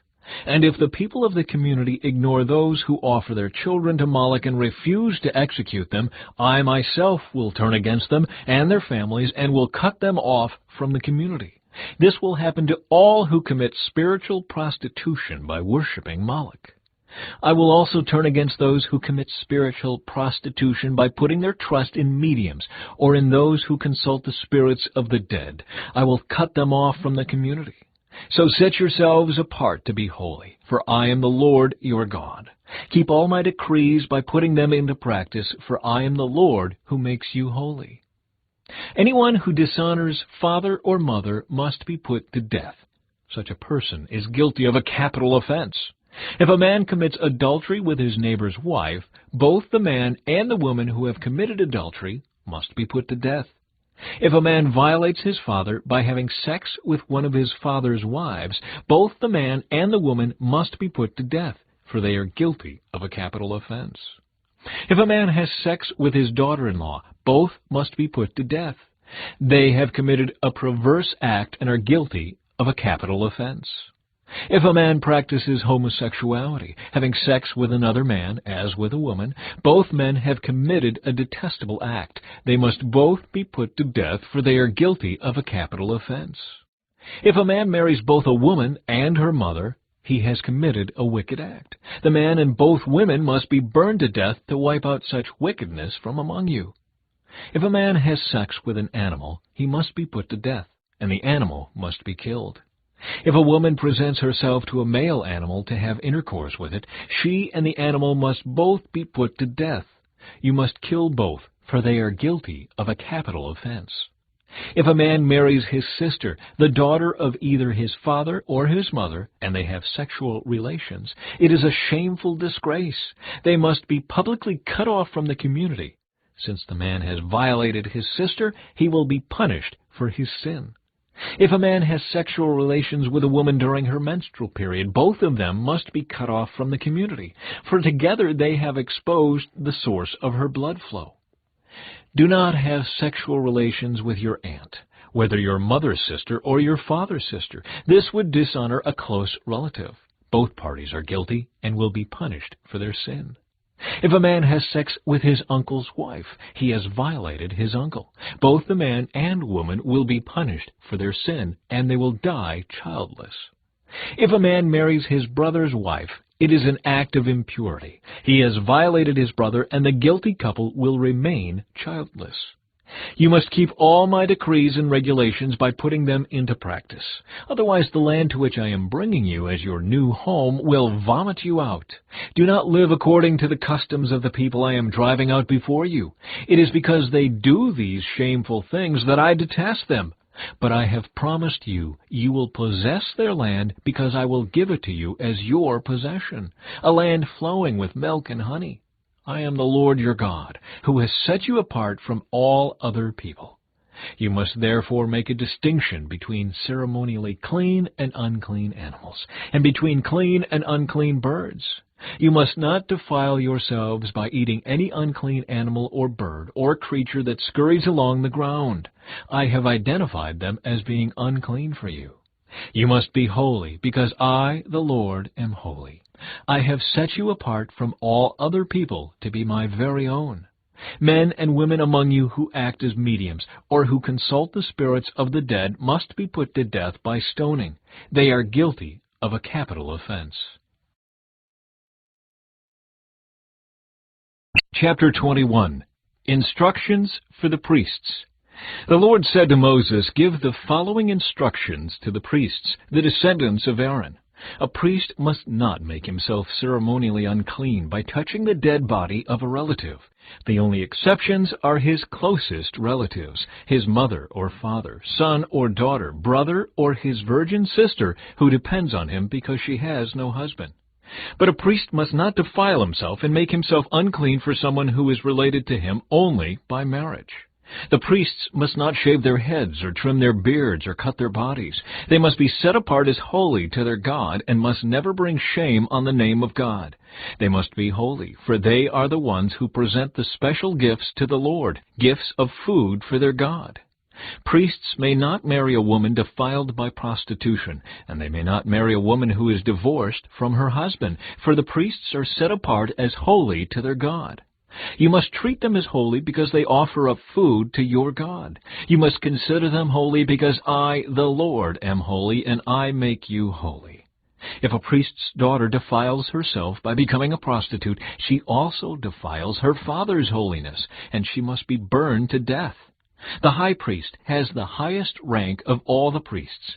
The anointing oil has been poured on his head, and he has been ordained to wear the priestly garments. He must never leave his hair uncombed or tear his clothing. He must not defile himself by going near a dead body. He may not make himself ceremonially unclean, even for his father or mother. He must not defile the sanctuary of his God by leaving it to attend to a dead person, for he has been made holy by the anointing oil of his God. I am the Lord. The high priest may marry only a virgin. He may not marry a widow, a woman who is divorced, or a woman who has defiled herself by prostitution. She must be a virgin from his own clan, so that he will not dishonor his descendants among his clan. For I am the Lord who makes him holy. Then the Lord said to Moses, "Give the following instructions to Aaron. In all future generations, none of your descendants who has any defect will qualify to offer food to his God. No one who has a defect qualifies, whether he is blind, lame, disfigured, deformed, or has a broken foot or arm, or is hunchbacked or dwarfed, or has a defective eye, or skin sores, or scabs, or damaged testicles. No descendant of Aaron who has a defect may approach the altar to present special gifts to the Lord. Since he has a defect, he may not approach the altar to offer food to his God. However, he may eat from the food offered to God, including the holy offerings and the most holy offerings. Yet because of this physical defect, he may not enter the room behind the inner curtain or approach the altar, for this would defile my holy places. I am the Lord who makes them holy." So Moses gave these instructions to Aaron and his sons and to all the Israelites. Chapter 22. The Lord said to Moses, "Tell Aaron and his sons to be very careful with the sacred gifts that the Israelites set apart for me, so they do not bring shame on my holy name. I am the Lord. Give them the following instructions. In all future generations, if any of your descendants is ceremonially unclean when he approaches the sacred offerings that the people of Israel consecrate to the Lord, he must be cut off from my presence. I am the Lord. If any of Aaron's descendants has a skin disease or any kind of discharge that makes him ceremonially unclean, he may not eat from the sacred offerings until he has been pronounced clean. He also becomes unclean by touching a corpse, or by having an emission of semen, or by touching a small animal that is unclean, or by touching someone who is ceremonially unclean for any reason. The man who is defiled in any of these ways will remain unclean until evening. He may not eat from the sacred offerings until he has bathed himself in water. When the sun goes down, he will be ceremonially clean again, and may eat from the sacred offerings, for this is his food. He may not eat an animal that has died a natural death or has been torn apart by wild animals, for this would defile him. I am the Lord. The priests must follow my instructions carefully, otherwise they will be punished for their sin and will die for violating my instructions. I am the Lord who makes them holy. No one outside a priest's family may eat the sacred offerings. Even guests and hired workers in a priest's home are not allowed to eat them. However, if the priest buys a slave for himself, the slave may eat from the sacred offerings. And if his slaves have children, they also may share his food. If a priest's daughter marries someone outside the priestly family, she may no longer eat the sacred offerings. But if she becomes a widow or is divorced and has no children to support her, and she returns to live in her father's home as in her youth, she may eat her father's food again. Otherwise, no one outside a priest's family may eat the sacred offerings. Any such person who eats the sacred offerings without realizing it must pay the priest for the amount eaten, plus an additional 20%. The priests must not let the Israelites defile the sacred offerings brought to the Lord by allowing unauthorized people to eat them. This would bring guilt upon them and require them to pay compensation. I am the Lord who makes them holy. Worthy and unworthy offerings. And the Lord said to Moses, Give Aaron and his sons and all the Israelites these instructions, which apply both to native Israelites and to the foreigners living among you. If you present a gift as a burnt offering to the Lord, whether it is to fulfill a vow or is a voluntary offering, you will be accepted only if your offering is a male animal with no defects. It may be a bull, a ram, or a male goat. Do not present an animal with defects, because the Lord will not accept it on your behalf. If you present a peace offering to the Lord from the herd or the flock, whether it is to fulfill a vow or is a voluntary offering, you must offer a perfect animal. It may have no defect of any kind. You must not offer an animal that is blind, crippled, or injured, or that has a wart, a skin sore, or scabs. Such animals must never be offered on the altar as special gifts to the Lord. If a bull or lamb has a leg that is too long or too short, it may be offered as a voluntary offering, but it may not be offered to fulfill a vow. If an animal has damaged testicles or is castrated, you may not offer it to the Lord. You must never do this in your own land, and you must not accept such an animal from foreigners and then offer it as a sacrifice to your God. Such animals will not be accepted on your behalf, for they are mutilated or defective. And the Lord said to Moses, When a calf or lamb or goat is born, it must be left with its mother for 7 days. From the 8th day on it will be acceptable as a special gift to the Lord. But you must not slaughter a mother animal and her offspring on the same day, whether from the herd or the flock. When you bring a thanksgiving offering to the Lord, sacrifice it properly so you will be accepted. Eat the entire sacrificial animal on the day it is presented. Do not leave any of it until the next morning. I am the Lord. You must faithfully keep all my commands by putting them into practice, for I am the Lord. Do not bring shame on my holy name, for I will display my holiness among the people of Israel. I am the Lord who makes you holy. It was I who rescued you from the land of Egypt, that I might be your God. I am the Lord. Chapter 23. The Appointed Festivals. The Lord said to Moses, Give the following instructions to the people of Israel. These are the Lord's appointed festivals, which you are to proclaim as official days for holy assembly. You have 6 days each week for your ordinary work, but the 7th day is a Sabbath day of complete rest, an official day for holy assembly. It is the Lord's Sabbath day, and it must be observed wherever you live. In addition to the Sabbath, these are the Lord's appointed festivals, the official days for holy assembly that are to be celebrated at their proper times each year. Passover and the Festival of Unleavened Bread. The Lord's Passover begins at sundown on the 14th day of the first month. On the next day, the 15th day of the month, you must begin celebrating the Festival of Unleavened Bread. This festival to the Lord continues for 7 days, and during that time the bread you eat must be made without yeast. On the first day of the festival, all the people must stop their ordinary work and observe an official day for holy assembly. For 7 days you must present special gifts to the Lord. On the 7th day, the people must again stop all their ordinary work to observe an official day for holy assembly. Celebration of First Harvest. Then the Lord said to Moses, Give the following instructions to the people of Israel.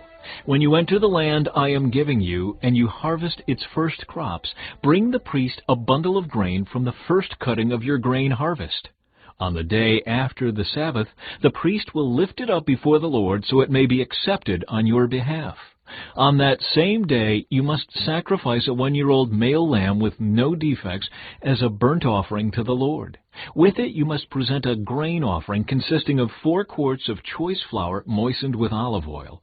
It will be a special gift, a pleasing aroma to the Lord.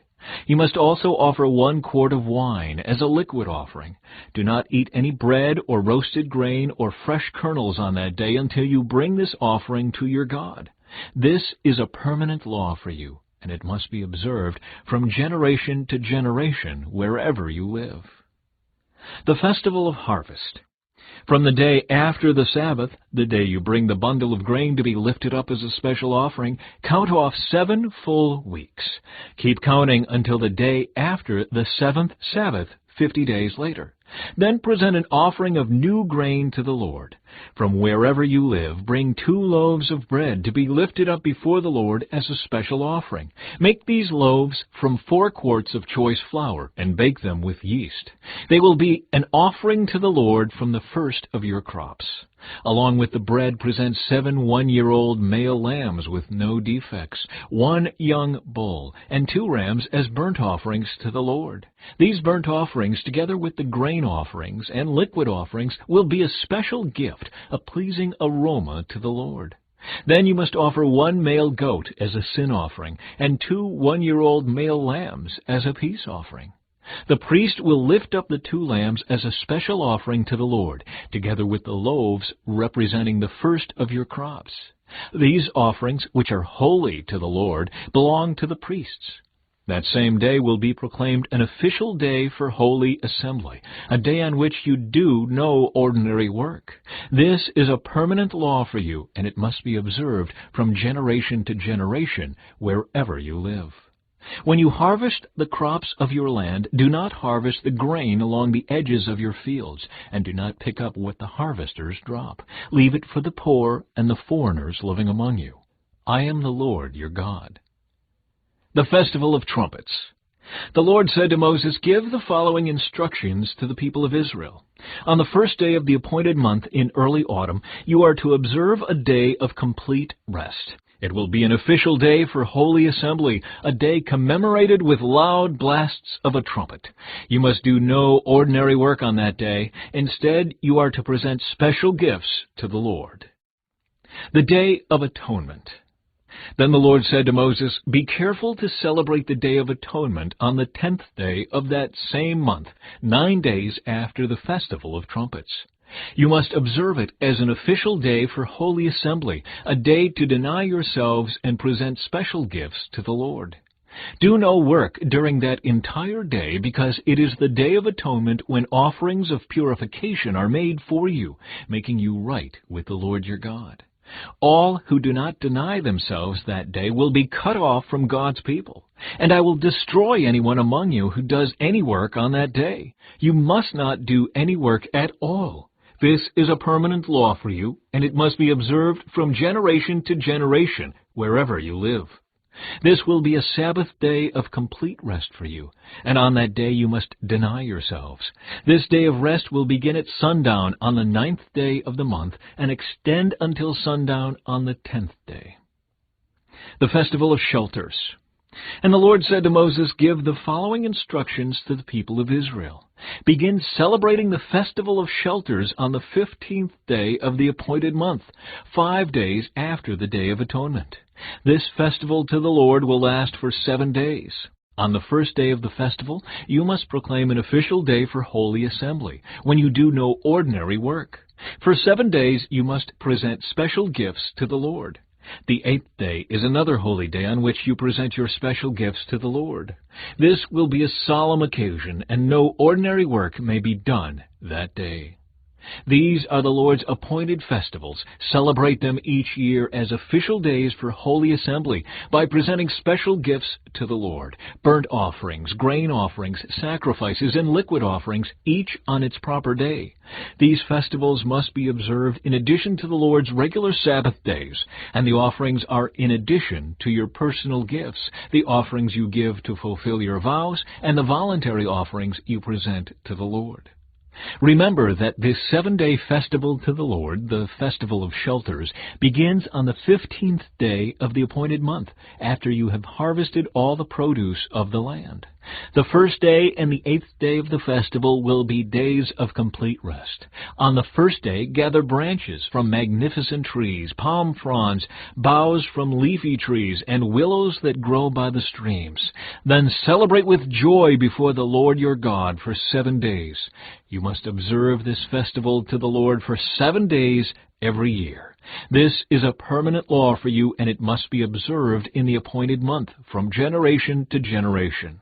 For 7 days you must live outside in little shelters. all native-born Israelites must live in shelters. This will remind each new generation of Israelites that I made their ancestors live in shelters when I rescued them from the land of Egypt. I am the Lord, your God. So Moses gave the Israelites these instructions regarding the annual festivals of the Lord. Chapter 24. Pure oil and holy bread. The Lord said to Moses, "Command the people of Israel to bring you pure oil of pressed olives for the light, to keep the lamps burning continually. This is the lampstand that stands in the tabernacle, in front of the inner curtain that shields the ark of the covenant. Aaron must keep the lamps burning in the Lord's presence all night. This is a permanent law for you, and it must be observed from generation to generation. Aaron and the priests must tend the lamps on the pure gold lampstand continually in the Lord's presence. You must bake 12 loaves of bread from choice flour, using 4 quarts of flour for each loaf. Place the bread before the Lord on the pure gold table, and arrange the loaves in 2 rows, with 6 loaves in each row. Put some pure frankincense near each row to serve as a representative offering, a special gift presented to the Lord. Every Sabbath day this bread must be laid out before the Lord. The bread is to be received from the people of Israel as a requirement of the eternal covenant. The loaves of bread will belong to Aaron and his descendants, who must eat them in a sacred place, for they are most holy. It is the permanent right of the priests to claim this portion of the special gifts presented to the Lord." An example of just punishment. One day a man who had an Israelite mother and an Egyptian father came out of his tent and got into a fight with one of the Israelite men. During the fight, this son of an Israelite woman blasphemed the name of the Lord with a curse. So the man was brought to Moses for judgment. His mother was Shelomith, the daughter of Dibri of the tribe of Dan. They kept the man in custody until the Lord's will in the matter should become clear to them. Then the Lord said to Moses, "Take the blasphemer outside the camp and tell all those who heard the curse to lay their hands on his head. Then let the entire community stone him to death. Say to the people of Israel, those who curse their God will be punished for their sin. Anyone who blasphemes the name of the Lord must be stoned to death by the whole community of Israel. Any native-born Israelite or foreigner among you who blasphemes the name of the Lord must be put to death. Anyone who takes another person's life must be put to death. Anyone who kills another person's animal must pay for it in full, a live animal for the animal that was killed. Anyone who injures another person must be dealt with according to the injury inflicted, a fracture for a fracture, an eye for an eye, a tooth for a tooth. Whatever anyone does to injure another person must be paid back in kind. Whoever kills an animal must pay for it in full, but whoever kills another person must be put to death. The same standard applies both to native-born Israelites and to the foreigners living among you. I am the Lord, your God." After Moses gave all these instructions to the Israelites, they took the blasphemer outside the camp and stoned him to death. The Israelites did just as the Lord had commanded Moses. Chapter 25. The Sabbath Year. While Moses was on Mount Sinai, the Lord said to him, "Give the following instructions to the people of Israel. When you have entered the land I am giving you, the land itself must observe a Sabbath rest before the Lord every 7th year. For 6 years you may plant your fields and prune your vineyards and harvest your crops, but during the 7th year the land must have a Sabbath year of complete rest. It is the Lord's Sabbath. Do not plant your fields or prune your vineyards during that year, and don't store away the crops that grow on their own or gather the grapes from your unpruned vines. The land must have a year of complete rest. But you may eat whatever the land produces on its own during its Sabbath.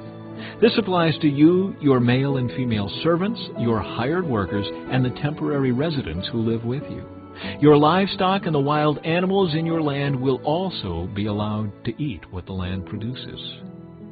The Year of Jubilee. In addition, you must count off 7 Sabbath years, 7 sets of 7 years, adding up to 49 years in all.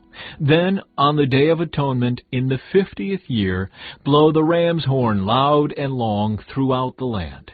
Set this year apart as holy, a time to proclaim freedom throughout the land for all who live there. It will be a jubilee year for you, when each of you may return to the land that belonged to your ancestors, and return to your own clan. This 50th year will be a jubilee for you. During that year, you must not plant your fields or store away any of the crops that grow on their own, and don't gather the grapes from your unpruned vines. It will be a jubilee year for you, and you must keep it holy. But you may eat whatever the land produces on its own. In the year of Jubilee, each of you may return to the land that belonged to your ancestors. When you make an agreement with your neighbor to buy or sell property, you must not take advantage of each other. When you buy land from your neighbor, the price you pay must be based on the number of years since the last Jubilee. The seller must set the price by taking into account the number of years remaining until the next year of Jubilee. The more years until the next Jubilee, the higher the price. The fewer years, the lower the price. After all, the person selling the land is actually selling you a certain number of harvests. Show your fear of God by not taking advantage of each other. I am the Lord your God. If you want to live securely in the land, follow my decrees and obey my regulations. Then the land will yield large crops, and you will eat your fill and live securely in it. But you might ask, what will we eat during the 7th year, since we are not allowed to plant or harvest crops that year? Be assured that I will send my blessing for you in the 6th year, so the land will produce a crop large enough for 3 years.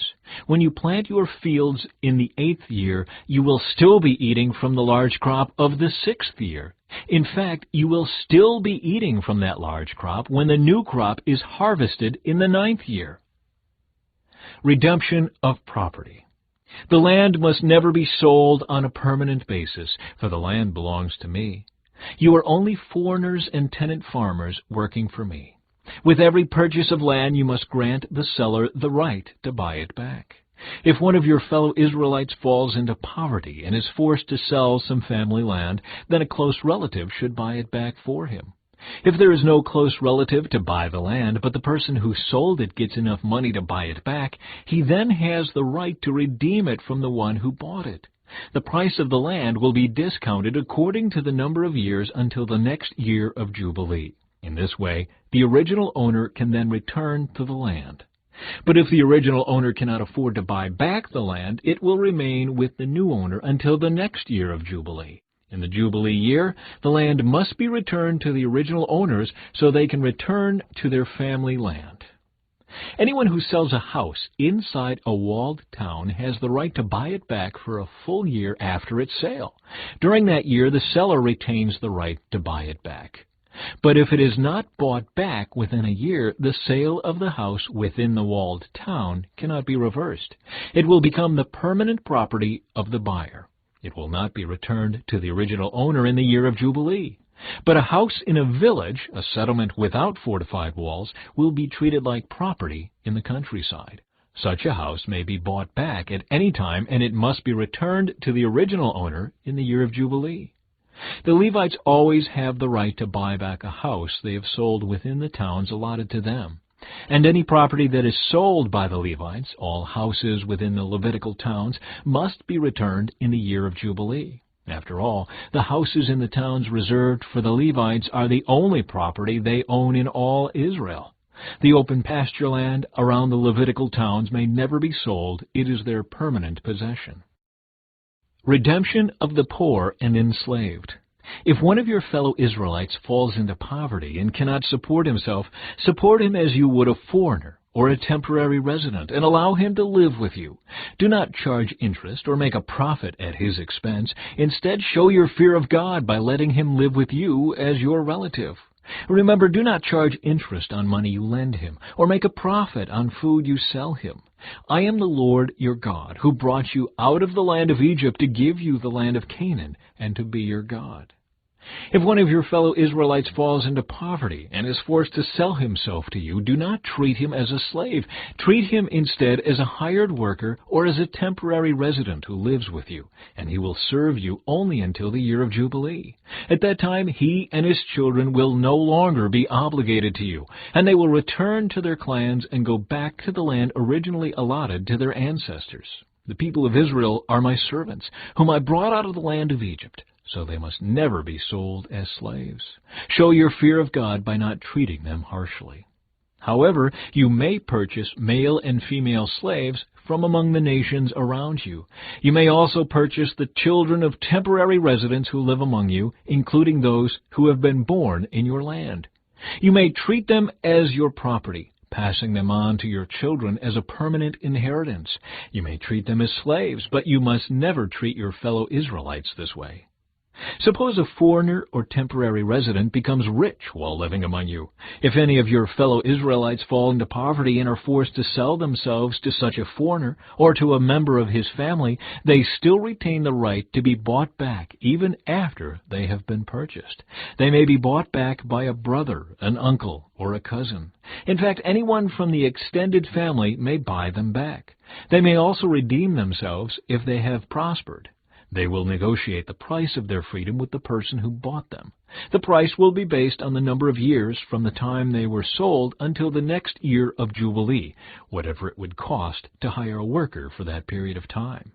If many years still remain until the Jubilee, they will repay the proper proportion of what they received when they sold themselves. If only a few years remain until the year of Jubilee, they will repay a small amount for their redemption. The foreigner must treat them as workers hired on a yearly basis. You must not allow a foreigner to treat any of your fellow Israelites harshly. If any Israelites have not been bought back by the time the year of Jubilee arrives, they and their children must be set free at that time. For the people of Israel belong to me. They are my servants, whom I brought out of the land of Egypt. I am the Lord, your God.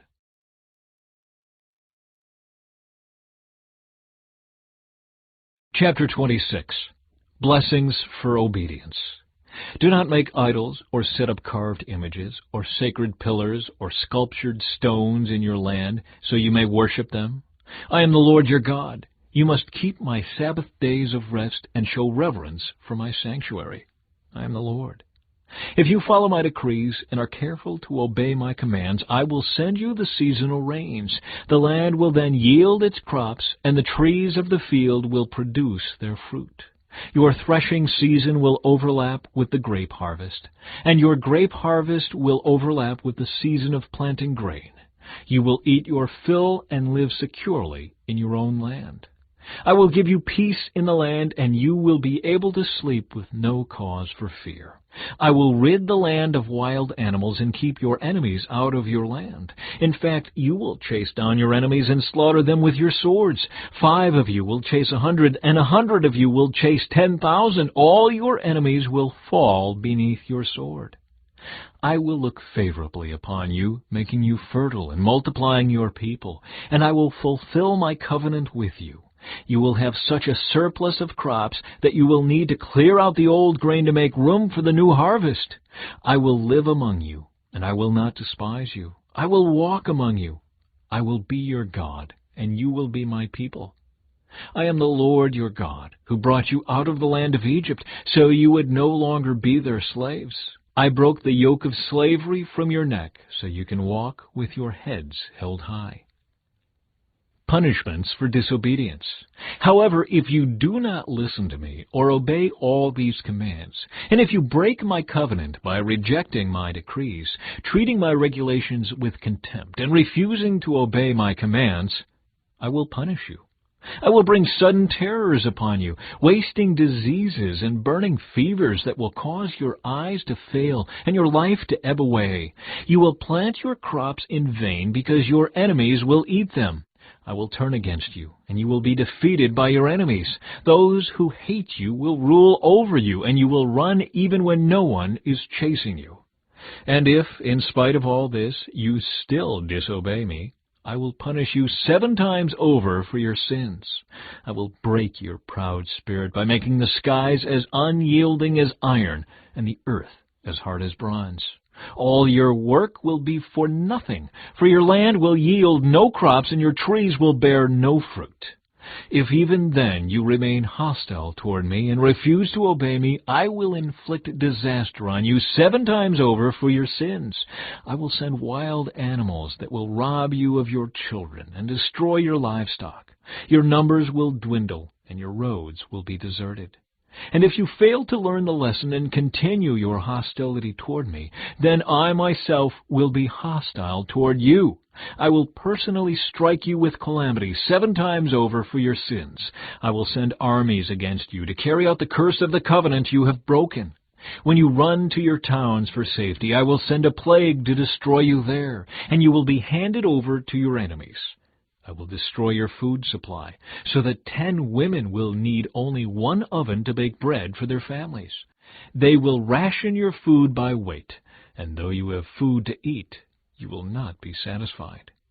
If in spite of all this you still refuse to listen and still remain hostile toward me, then I will give full vent to my hostility.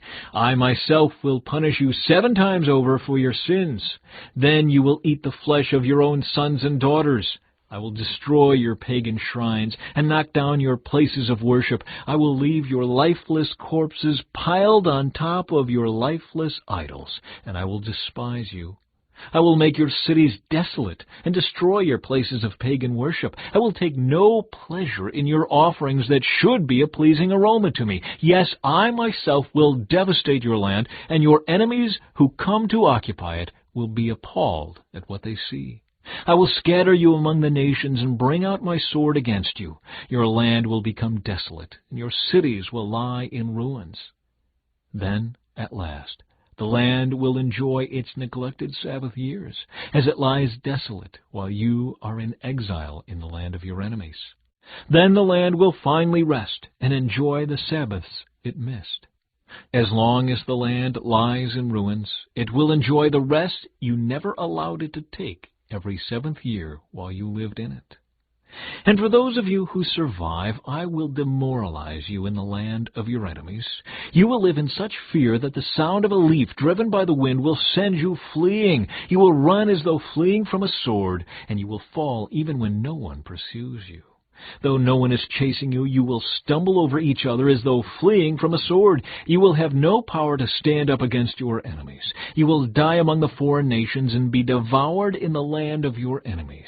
Those of you who survive will waste away in your enemies' lands because of their sins and the sins of their ancestors.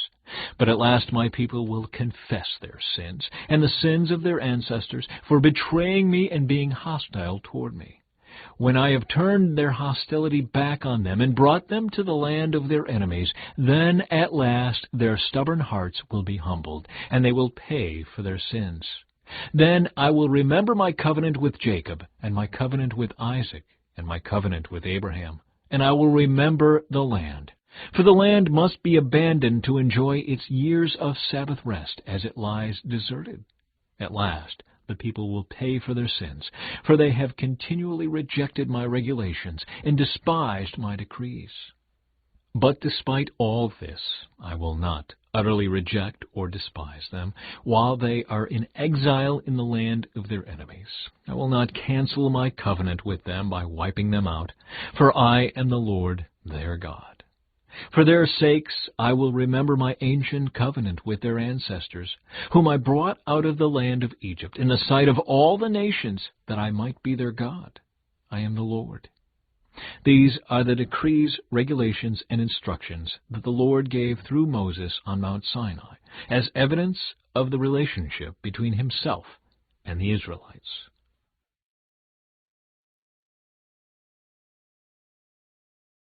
Chapter 27. Redemption of gifts offered to the Lord. The Lord said to Moses, "Give the following instructions to the people of Israel. If anyone makes a special vow to dedicate someone to the Lord by paying the value of that person, here is the scale of values to be used. A man between the ages of 20 and 60 is valued at 50 shekels of silver, as measured by the sanctuary shekel. A woman of that age is valued at 30 shekels of silver.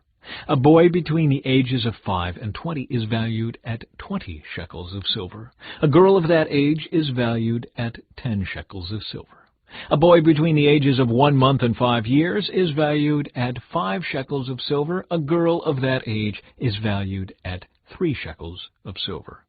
A man older than 60 is valued at 15 shekels of silver. A woman of that age is valued at 10 shekels of silver.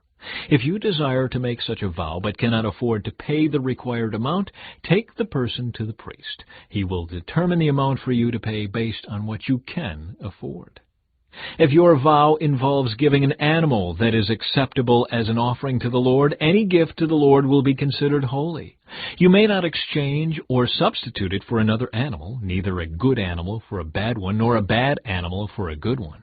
But if you do exchange one animal for another, then both the original animal and its substitute will be considered holy. If your vow involves an unclean animal, one that is not acceptable as an offering to the Lord, then you must bring the animal to the priest. He will assess its value, and his assessment will be final, whether high or low. If you want to buy back the animal, you must pay the value set by the priest, plus 20%. If someone dedicates a house to the Lord, the priest will come to assess its value. The priest's assessment will be final, whether high or low. If the person who dedicated the house wants to buy it back, he must pay the value set by the priest, plus 20%. Then the house will again be his. If someone dedicates to the Lord a piece of his family property, its value will be assessed according to the amount of seed required to plant it. 50 shekels of silver for a field planted with 5 bushels of barley seed. If the field is dedicated to the Lord in the year of Jubilee, then the entire assessment will apply. But if the field is dedicated after the year of Jubilee, the priest will assess the land's value in proportion to the number of years left until the next year of Jubilee. Its assessed value is reduced each year. If the person who dedicated the field wants to buy it back, he must pay the value set by the priest plus 20%. Then the field will again be legally his. But if he does not want to buy it back, and it is sold to someone else, the field can no longer be bought back. When the field is released in the year of Jubilee, it will be holy, a field specially set apart for the Lord. It will become the property of the priests. If someone dedicates to the Lord a field he has purchased, but which is not part of his family property, the priest will assess its value based on the number of years left until the next year of Jubilee. On that day he must give the assessed value of the land as a sacred donation to the Lord. In the year of Jubilee, the field must be returned to the person from whom he purchased it, the one who inherited it as family property. All the payments must be measured by the weight of the sanctuary shekel, which equals 20 gerahs. You may not dedicate a firstborn animal to the Lord, for the firstborn of your cattle, sheep, and goats already belong to him. However, you may buy back the firstborn of a ceremonially unclean animal by paying the priest's assessment of its worth, plus 20%. If you do not buy it back, the priest will sell it at its assessed value. However, anything specially set apart for the Lord, whether a person, an animal, or family property, must never be sold or bought back. Anything devoted in this way has been set apart as holy, and it belongs to the Lord. No person specially set apart for destruction may be bought back. Such a person must be put to death. 1/10 of the produce of the land, whether grain from the fields or fruit from the trees, belongs to the Lord and must be set apart to him as holy. If you want to buy back the Lord's 10th of the grain or fruit, you must pay its value plus 20%. Count off every 10th animal from your herds and flocks, and set them apart for the Lord as holy. You may not pick and choose between good and bad animals, and you may not substitute one for another. But if you do exchange one animal for another, then both the original animal and its substitute will be considered holy and cannot be bought back. These are the commands that the Lord gave through Moses on Mount Sinai for the Israelites.